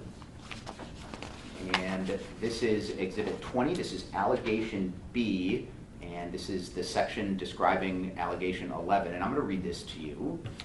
Subsection A, definition. Cut, open paren, laceration, close paren. A cut is an opening, incision, or break in the skin made by some external agent. Bruise. A bruise is an injury which results in bleeding under the skin and in which skin is discolored but not broken. A bruise can also be called ecchymosis, contusions, or petechiae. Welt. A welt is an elevation on the skin produced by a lash, blow, or allergic stimulus. The skin is not broken and the mark is reversible. Abrasion. An abrasion is a scraping away of the skin. Now, you've had the opportunity to look at AJ's bruise as photographed on December 18th of 2018, right? Yes. Would this meet the definition? Would that meet the definition of bruise or welt? Yes. Okay. So allegations 11 and all the requirements under 11 in the Appendix B would have applied. Yes. Okay. That's correct. Flip the page with me if you would. And I'm on Exhibit 20, the allegation 11, subsection C, 1B. And it says, a waiver of the above requirements must be approved by the child protection supervisor and may require approval by the area administrator. Details of the request and the supervisor's decision must be documented in a supervisory note. What is this telling us here? Again, some tasks can be waived, but again, it's ultimately the supervisor or area administrator's decision to do that, and what it's saying, it should be documented in the body of the investigation. Okay. And the reason why. Okay, thank you. Next page, please. Exhibit 20. This is Appendix B, allegation 82, subsection A, definition, environmental neglect. The child's person, clothing, or living conditions are unsanitary to the point that there is a likelihood of harm to the child's health, physical well-being, or welfare. This may include, but is not limited to, infestation of rodents, spiders, insects, snakes, humans, or animal feces, rotten or spoiled food, or rotten or spoiled garbage. So now, based on that definition, if it meets an allegation 82, in addition to allegation 11, are there further investigative steps under Appendix B that would need to be accomplished by anyone investigating this case? Right. An allegation of environmental neglect necessitates going to the home immediately to see the condition. Okay. Please flip to the next page with me. This is Exhibit 20, subsection 300.50 of the P300s, subsection I. And I just want to take a step back and broaden our focus for a moment. What are the various outcomes of a DCFS investigation? But before you answer that, let me read this for you. Okay. When the child protection specialist has completed all required investigative contacts and has gathered all inculpatory and exculpatory evidence, the child protection specialist shall, in consultation with the child protection supervisor, make a final finding. Slow down a little bit. Yeah, thank you, Judge. Thank you, Judge. I apologize. Shall make a final finding determination. The determination shall be based upon whether the evidence gathered during the investigation and from the direct observations made by the child protection specialist constitutes credible evidence of child abuse or neglect. And then I'm jumping down to the other highlighted section In subsection 2, when the evaluation of all inculpatory and exculpatory evidence leads a reasonable person to believe that an incident of abuse or neglect did occur, the allegation is indicated. Subsection 4, when the evaluation of all inculpatory and exculpatory evidence leads a reasonable person to believe that the incidents of abuse or neglect did not occur, the allegation is unfounded. Okay, so tell the judge, what are the various outcomes of a DCFS investigation? Again, they can be indicated or unfounded. Indicated means that something either happened or more likely than not it happened. Unfounded either means that it didn't happen at all or it just doesn't meet the definition which to indicate it. Okay, and who would make the determination of indicated or unfounded? The supervisor and investigator during supervision. Okay, so they both are responsible for that? Yes. Okay. And what usually happens if a DCFS investigation is quote-unquote unfounded? Well, it's closed out. You could unfound a case and still feel like the family needs some services and refer them for that. But if a case is unfounded, the investigation ceases. If the case is unfounded and you refer the family for services after the case is unfounded and they don't comply, is there anything DCFS can do?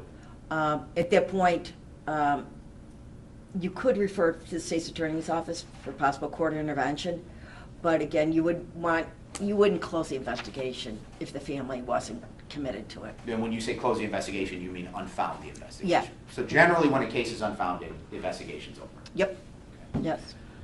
Okay, flip the page for me if you will. Exhibit 20, subsection, P300's 300.50, subsection G. Inculpatory evidence is evidence showing or tending to show a person's involvement in or responsibility for an act of abuse or neglect. Exculpatory evidence is evidence tending to show a person's lack of involvement in or lack of responsibility for an act of abuse or neglect. So should all inculpatory and exculpatory evidence be documented in a sequence report? It should. Okay, flip the page for me if you will, and the next few pages are going to be the C sequence, which is exhibit 24.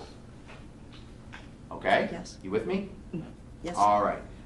This first page on with bait stamp 165. Could you just walk the judge through this page?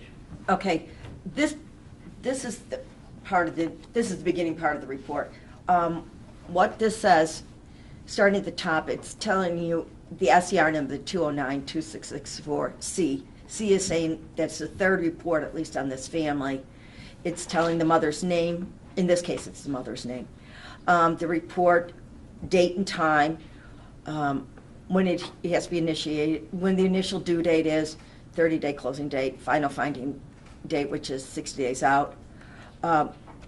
At this point, this is a closed investigation, so it's saying it's closed, it was unfounded, and it tells you the date it was unfounded. It said it went to a formal investigation, meaning after 14 days you have to make a determination if an investigation is going to move forward into a formal investigation. In fact, it's formal means that when the determination was that there was some merit to it, it was going forward. Then if you kind of go down, it starts to list the mother's name again, the sequence number. You see where it says intake, date, and time? You see the subsection child abuse? Uh-huh. Okay, Yeah. you see, it says 8:47 a.m.? Correct. What does that mean? That's the time that usually it starts when the floor call worker is starting this, Okay. Okay, so then look at page 166, just flip a couple pages. Page Okay. 166, 167, and 168. Would this be sort of the document generated by the call floor worker at the state hotline that was transmitted to the Woodstock? Right, this is the information that she would have entered, either had in the computer and was able to obtain from the computer or enter. Okay, look at 166 for me. It talks about subjects, and why are these subjects included and not others? Because they live at the home residence. They're all their residence address is all the same. Okay, and it looks like Nowicki and Cunningham's address here is 94 Dole Avenue in Crystal Lake. That is correct. All right, and who would have created this page? Again, the floor call worker. Call floor worker, okay. All right, now go to 167, And if you could jump down with me to the allegation slash relationships part of it. It talks about, and then you see where it says allegation. Yes? So it says 118282. What does that mean? 11 is kind of what we talked about. That's from Appendix B. That's cuts, bruises, welts, abrasions, and oral injuries. That would suggest that the child has some type, in this case, a bruise, we know. The 82, that's an environmental neglect, meaning the home. There's some concerns about the safety of the home as it poses a risk to the kid's safety. Okay, and that would activate Appendix B and what you would need to do under Appendix B. That is correct. Go to 168, Bait Stamp 168 of the C sequence, Exhibit 24, and let me just read you that top section under emergency response, and then we can talk about it. Reporter states on December 18, 2018, Joann mother called police stating that Daniel Paramore stole her prescription medication and cell phone. Reporter states that Daniel did not have any of Joann's belongings, but reporter observed a large bruise on Andrew's age 5 hip towards the back, and Joann stated that it was from the dog. Reporter states that the bruise is not consistent with the dog. Joann is being arrested for driving on a suspended license. Joann is a former heroin addict and takes Suboxone and Adderall, but reporter states that Joanna doesn't look good, and if Joann is clean, she likely hasn't been very long. Reporter adds that the condition of the home was disgusting. The ceiling is falling down, the floor is torn up, the kid's bedroom smells like feces, there's dog urine on the floor. It's unknown if Parker, age 3, has any injuries because he was in a onesie. Daniel is also on Suboxone. Based on your training and experience, what is Suboxone? Do you know? It's an opiate, depressant. It helps. It's given to people that are heroin addicts. Okay, and what about Adderall? Do you know what that is? No. Okay. Not. I do, but not enough to try to explain it. Okay. Go to that second paragraph that starts with no known disabilities. Yes. Okay, and you see the second sentence, it says SACWIS equals positive, and then CISIS equals positive. What does that mean? Okay. What the SACWIS refers to positive is that SCR number. It's telling you that this family has a history with the department. And that would also be reflected in the C, by the letters, the C on this. What CISIS is telling you, it's saying that that isn't the system that's often used for kids in foster care or when there's open cases on families beyond an investigation. So what this is saying is that there was a open case, and then it lists that 5429140. That's the case number that was assigned to the family case, and it was open from November 12th, 2013 through April 21st, 2016. Then it goes on further to say Andrew, the same number, but now he has an 03. It's because he was a child in care. He was in foster care. And those dates, 11/12/13 to 4/21/16, would also reflect that the child had been in care. So this family's got a history. They've had a prior founded case that lasted at least 2 years and perhaps other stuff. And this says that the child was in foster care. Okay. He had been removed from the parents. Okay. Now, all of this information on base stamps 165 through 168, would that have been provided to the defendants at the time that they began their investigation? Yes. Okay.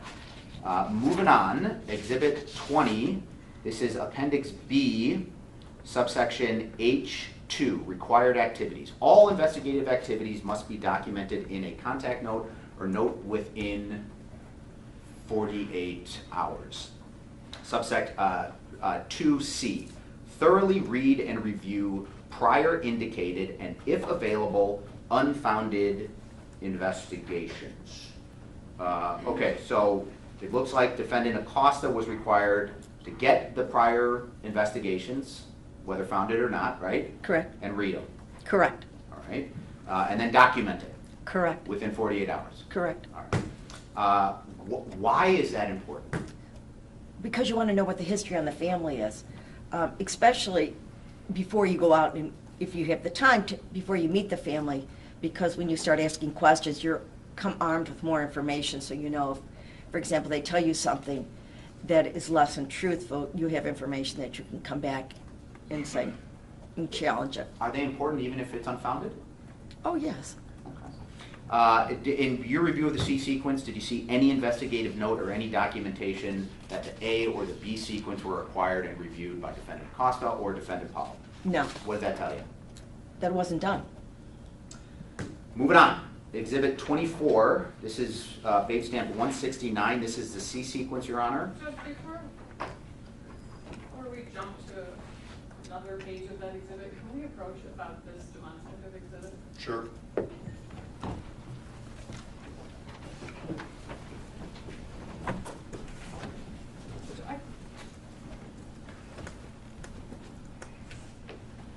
I can appreciate that it's meant to give an efficiency. First, it should be marked as a demonstrative exhibit, and it should be date stamped. We have no meaningful way of keeping up with Mr. Keneally. That's good stamped. Only certain pages are date stamped. Okay, then, well, so far I have not failed to follow any pages. So I'm not sure where your problem is coming in. It's going in chronological order. My concern is about the record, Mhm. which is not absorbing the significance of moving on. I don't understand what you're saying. I think that the record requires that it be date stamped. I think we should be referring to specific pages of this exhibit. First, I think it should be marked, and I think we should be referring to specific pages of the exhibit. The only ones that are date stamped are, so far, the C sequence. I assume that there are pages of police reports in here that are going to have different, non-consecutive date stamping that comes from the discovery answer. My concern is that date stamping is only one way to mark and differentiate a piece of paper. And the reason why I haven't had a hard time following any of this is because almost every other one has a specific section of it on it. And it's in chronological. This is actually what created my concern. The last page, Mr. Keneally referred to H2. Nowhere on the page does it reflect that that is part of subsection H. Are you referring to page 4 of 36? No. Oh, I'm sorry, okay, page 5. That's base stamped at 169. No, I'm referring to this part procedures 300 that came immediately before. 169 is where Mr. Keneally was turning. Mm-hmm. The page before that is part of People's Exhibit 20. It's part of the procedures 300. Has no date stamping or other numbering system. And when he read from a specific section of it, he said it was part of Appendix B, H2. The fact that that is an excerpt from subparagraph H doesn't appear actually on the face of this. All right, well, number one, I've been told that all of these are in evidence, is that correct? So that cures some of it. So what I'm gonna do is, if you're having a problem following it, I'll require him to come and show you the exact thing. But if it's in evidence, you've had it, you reviewed it, it's chronological, we're going page after page, all of us have the same chronological page work here, I don't think that's a problem. I had it because I received it approximately 25 minutes ago. This demonstrative exhibit, I have not reviewed. I know. you I do told me. have the substance elsewhere. Yeah, you told me that before, and I did know that, but it is in evidence. And if you have a question for following it, that's fine. Once again, as far as following it, I followed every single one of these so far. I haven't gotten lost once, and you've reviewed all these things, and I never have, other than ruling on the motion eliminate briefly. So it is, we've already put on the record that this entire exhibit is demonstrative. So for instance, any of these exhibits we're referring to that are not in evidence, you'd have a good point there. But they It's not my are. concern that they're not in evidence. It's my concern that the record is not clear what we're referring to. Okay, I think the record is sufficiently clear. Thank Do you have something to add? Just one thing, Judge, and this is more of a cross-examination. I'm now numbering each page, like 1 through. Okay. So when I make my notes, I refer back. I'm going to ask Ms. Rizika about page 17. Mm-hmm. And I'll go back and I'll pull up page 17. Then I have to dig through Ms. Rizika's exhibit to get her set. This is just an economical thing with time, just in order to get everybody on the same page. Mhm. I don't think it's, I think it's uncomfortable that she would have to be like spinning through this and I'll be up there with her, finding out what page I'm referring to when I say turn to the page, which I've marked as 17, to ask her questions about it. That's, and it's not, it's a different thing, and it's more, that would make my life easier, Judge, but I also think it would make the witness's life easier too. Okay. So let's put it this way. This binder has what I would consider to be approximately 70 pages in it, or 80. So after court today, you guys, not me, you guys, are gonna sit down with a pen and number every one of these pages, just like you suggested. And then we're fine. That's fine, Judge, I'll do that. Okay? Yep. Yes. All right, thank you.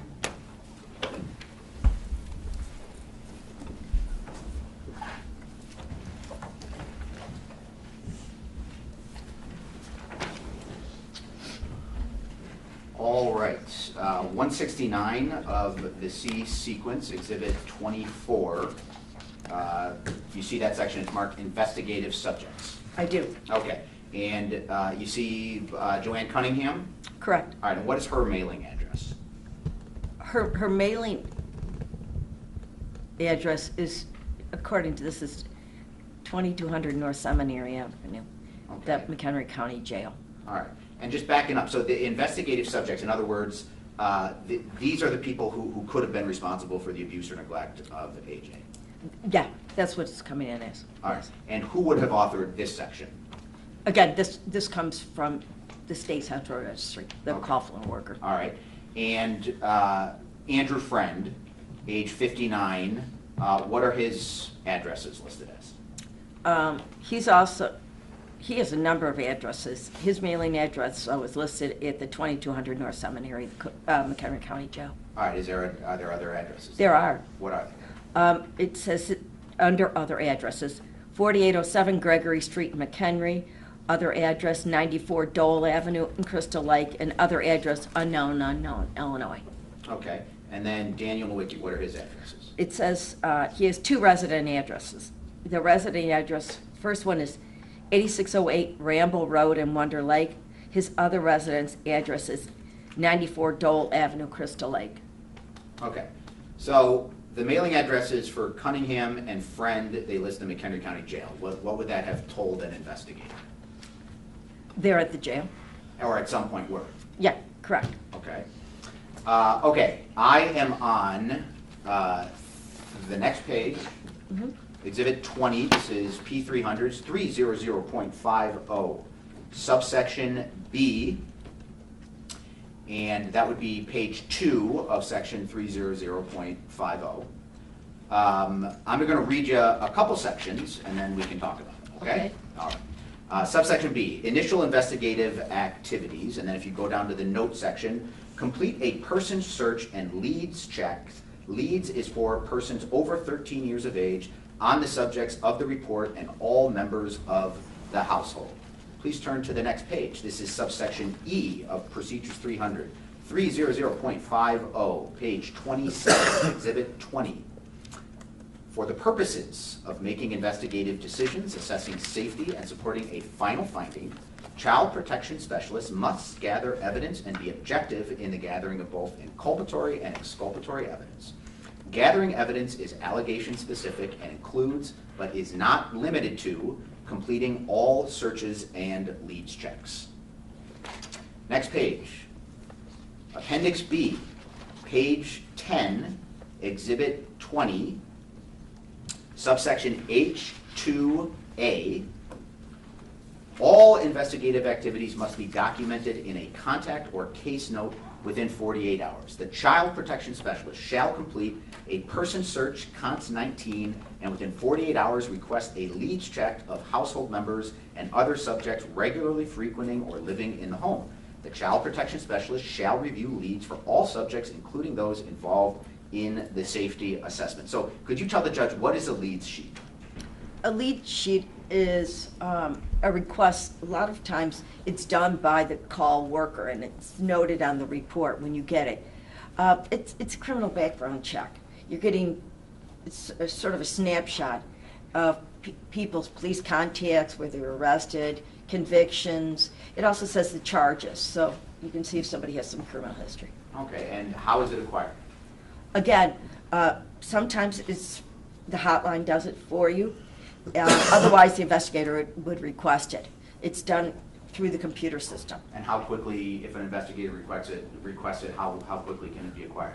Once it became computerized, very quickly, within couple days. Okay, but these say that the child protection specialist is responsible for getting it, not the call floor worker, right? Correct. If the call floor worker, they may request it, but then the investigator is ultimately responsible for getting it. Okay. Now, based on your review of the C sequence, was a leads check done for Freund or Nowicki? No.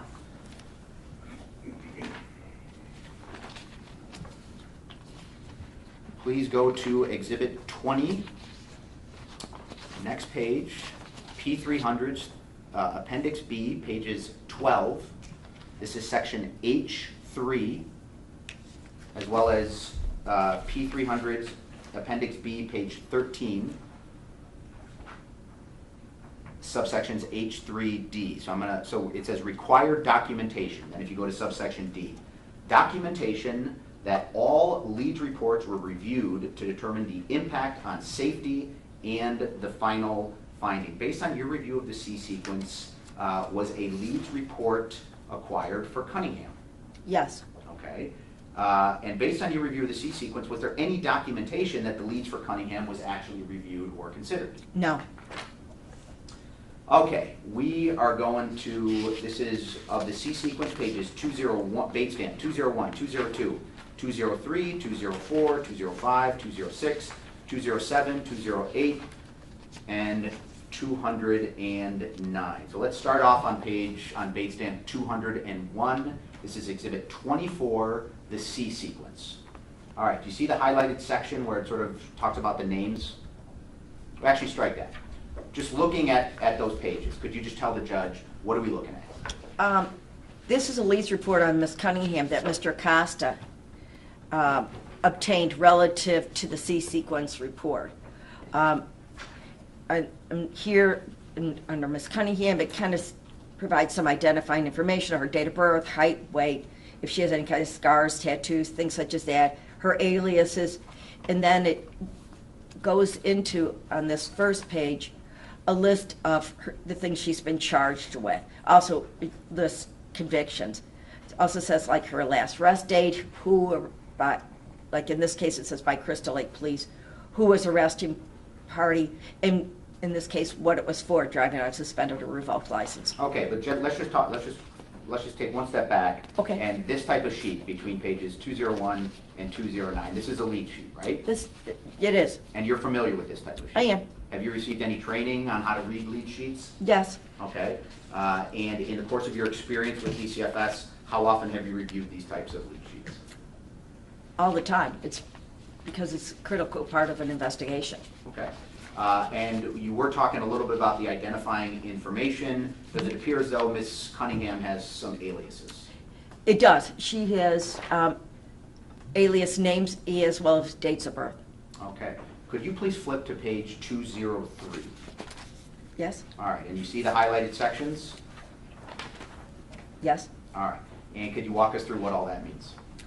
The highlighted section on this is saying that on July 19th, 2018, Joann Cunningham, date of birth 2/28/83, lives at 94 Dole Avenue, Crystal Lake, was arrested by Chicago Police Department, and then it also says like the officer badge number. It goes on to say further what the charge was, that it was battery makes physical contact. Okay. And now with this information, could an investigator request a copy of that police report? Yes. Okay. Please go to page 205, and do you see the subsection that starts with arrest, the date of arrest 6/25/2013? I do. And then there's a highlighted section that goes down before another sort of subsection, and it ends with DISP, nollie prosecute? Correct. Could you just tell us what that all means? Again, this is showing that Ms. Cunningham was arrested on June 25th, 2013 for retail theft of less than $150. She was arrested by the Crystal Lake Police Department, and that the disposition of the case was disposed of in October 29, 2013, and it was nollie prosecuted. And what does that mean? To my understanding, it didn't go forward. Okay, does that mean it's irrelevant? No. With this information, could a police report have been acquired? Yes. Okay. And then you have arrest, you see the subsection, June 9th, 2013. I do. And then that goes on to the next page, 206. Yes. And it ends with date, the highlighted section ends with the date 10/29/13. Could you just walk the judge through what all that means? Again, this is saying that a few weeks prior to the last arrest, she was arrested by Woodstock police on June 9, 2013 for retail theft of $150. The case goes on further. The case was disposed of on October 29, 2013, and she was fined. Oh, excuse me, she wasn't fined, or I don't know if she was. She was given 1 year supervision. All right, that means she pled guilty. Yes. All right. Next subsection, it's the date of arrest, January 18th, 2013. I'm on page 206. Yes. And could you walk us through this subsection? What this is saying is on January 18, 2013, Crystal Lake Police Department arrested for a domestic, it says domestic battery physical contact. Okay. And it doesn't look like there's a disposition there, right? No, it does not. All right. Could you jump, however, to page 209?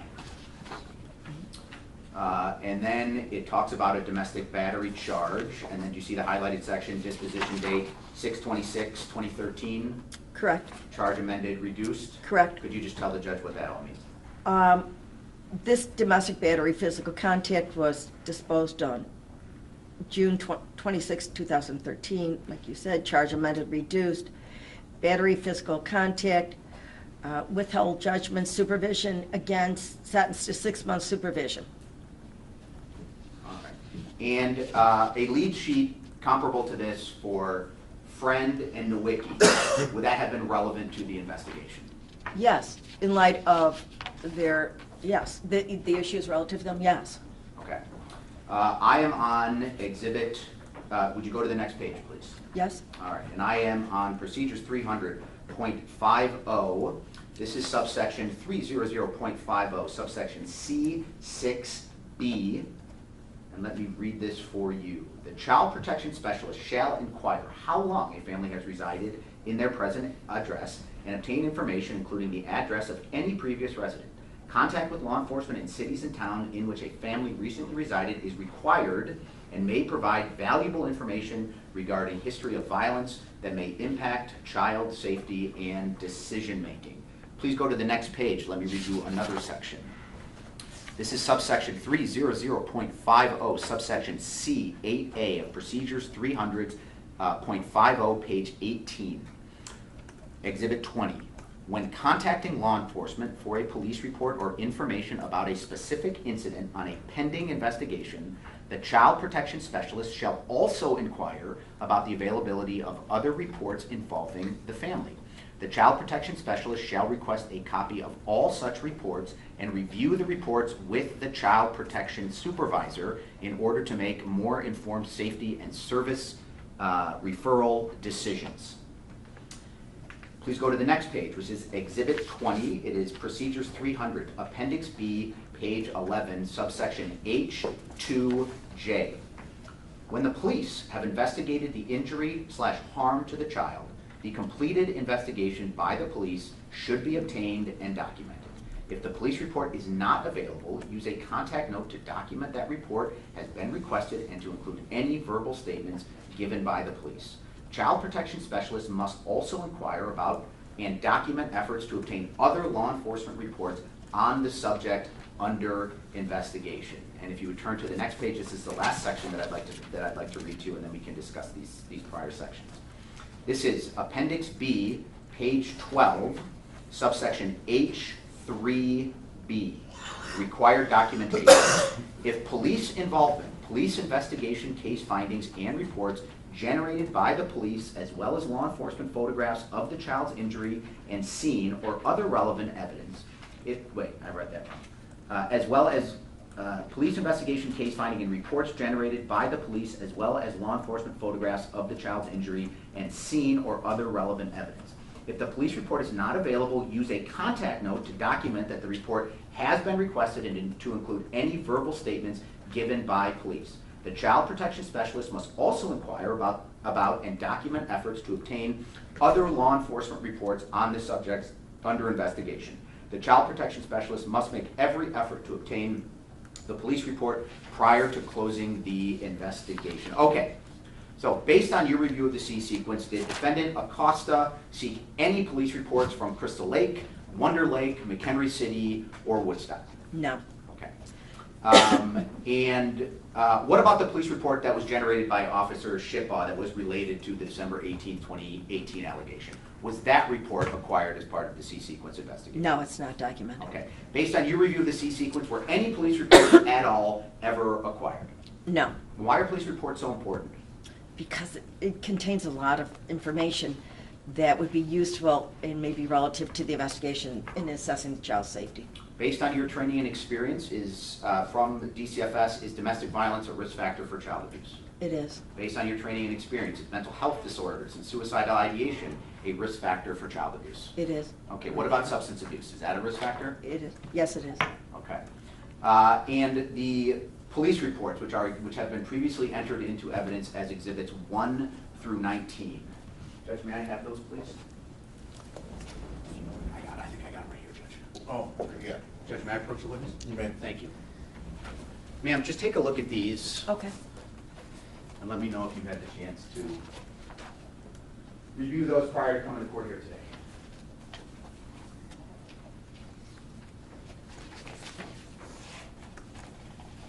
I have reviewed these. Okay, thank you. Sure.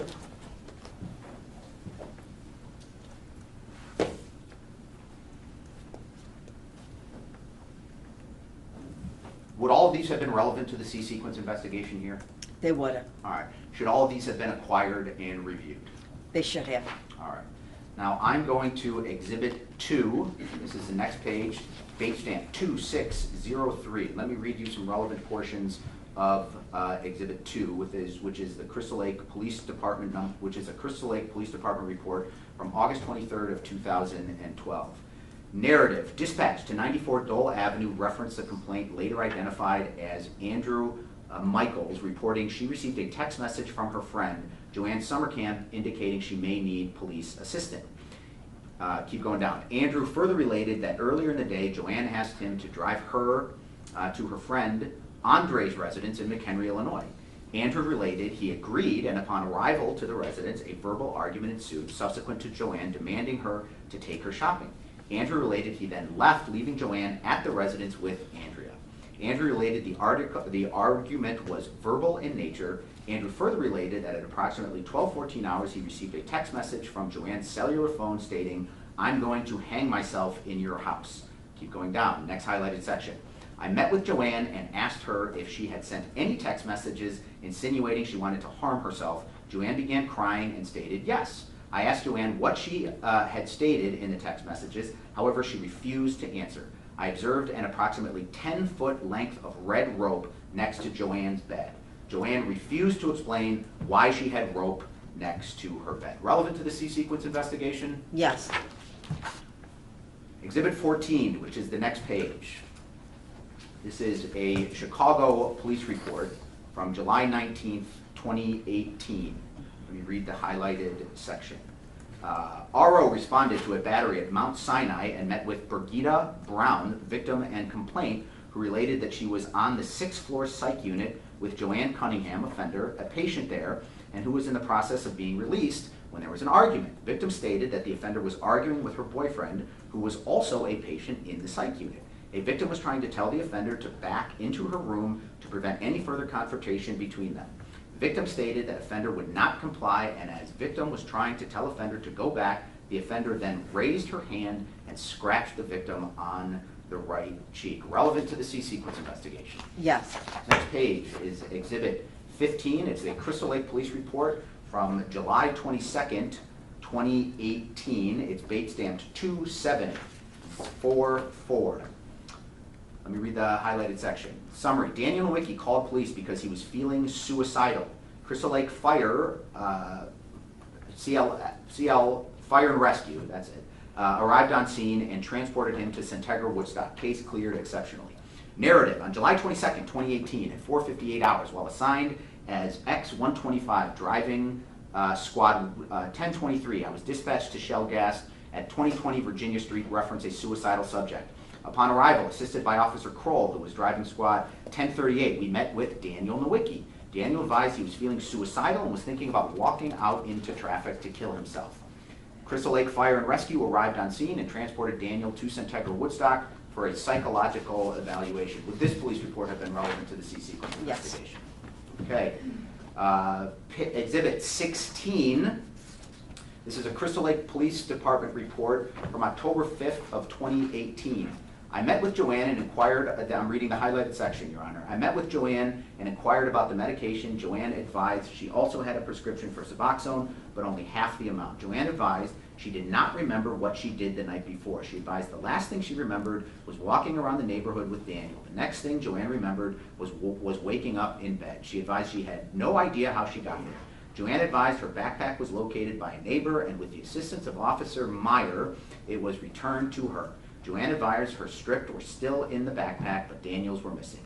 Joann had no idea where they could be located. I inquired about the cost of the strips. Joann advised they were free. I then inquired about the street value. She advised they go for approximately $10 per strip, approximately $900 if sold illegally. Joann had no idea what she did the night before and had no idea of the location of the missing patient. I concluded the interview with Joann. Relevant to the C-sequence investigation in this case. Yes. Next page, Exhibit 17. This is a Crystal Lake Police report from August 5th, 2018. On August 5th, 2018, at approximately 13:37 hours, an anonymous citizen... Slow down. I apologize, Judge, and please keep reminding me because I do get a little carried away, and my apologies also to the court reporter. On August 5th, 2018, at approximately 13:37 hours, an anonymous citizen requested police to check on a mail in the Silver Hamper Laundry located at 469 West Virginia Street. The citizen stated the mail appeared to be passed out. Upon arrival, I observed Daniel Nowicki, who I had contact from the previous incident an hour earlier. Daniel appeared to be in concerning condition in comparison to my contact with him an hour earlier. Daniel was hunched over and it took multiple calls to wake him up. Daniel appeared to be extremely drowsy and lethargic. Daniel's speech was incomprehensible due to slurring and thick-tongued. I observed a prescription bottle of amphetamine next to Daniel. This prescription was under his name. Daniel could not recall how much prescription medication he took.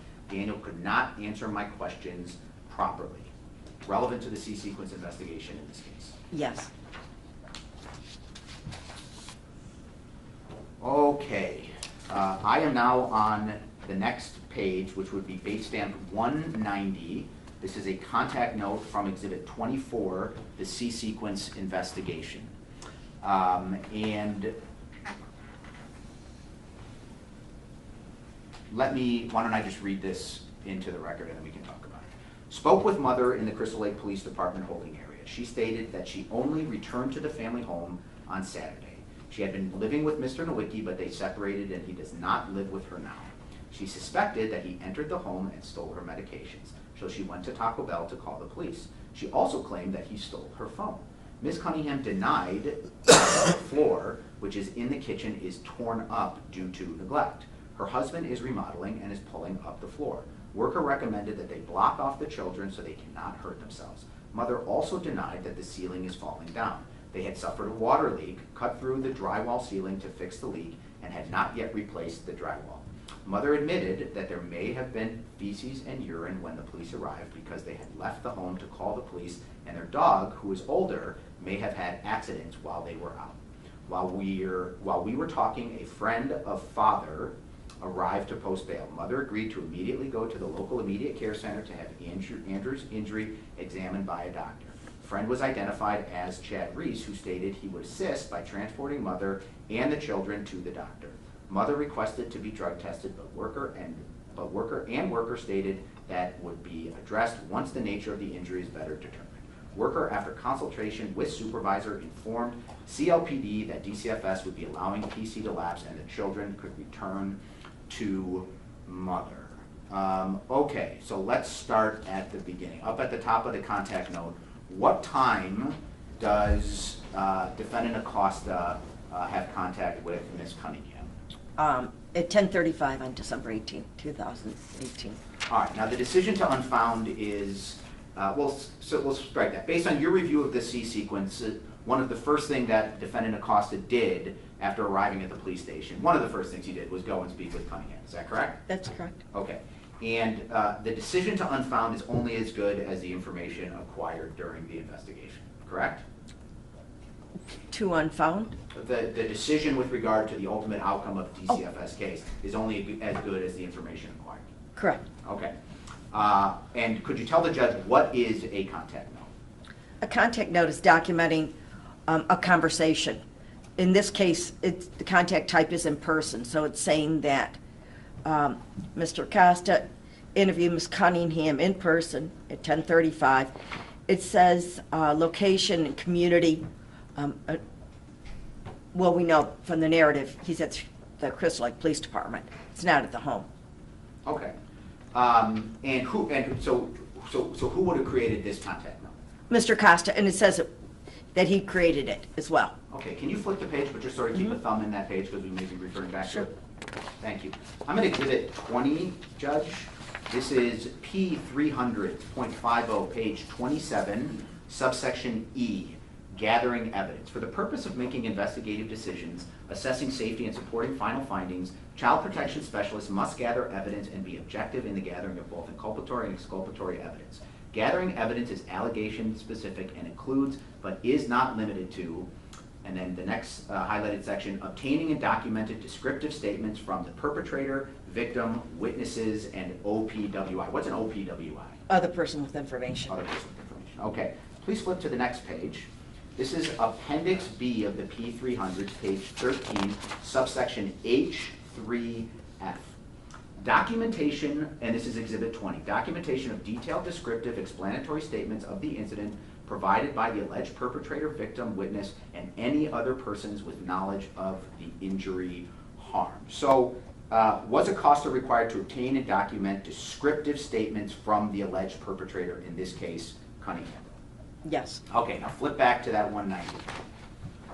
Does it appear anywhere in the contact note that Cunningham was asked or that she was questioned about the cause of AJ's injury? No. All right, moving on. Go back, and now we're on Exhibit 20. This is P300.50I. And this is subsection 3. Where there is evidence that the parent, caretaker, immediate family member, paramour, or person responsible for the child's welfare failed to make reasonable efforts to stop another person from harming a child, the final finding of abuse against the individual should be documented as indicated aloud. This is used when the individual had no direct responsibility for the abuse, but the individual's failure to protect allowed harm to be inflicted. So let me ask you, at the time that defendant Acosta interviewed Cunningham, could Nowicki or Freund be ruled out as subjects? No. Okay. Did it appear as though defendant Acosta questioned Cunningham on whether Freund or Nowicki could have caused the injury? No. Did it appear as though defendant Acosta questioned Cunningham on how often Freund or Nowicki were around? No. Okay. What about whether or not they could protect AJ? No. Okay. Did it appear as though defendant Acosta questioned Cunningham on how she disciplines her children?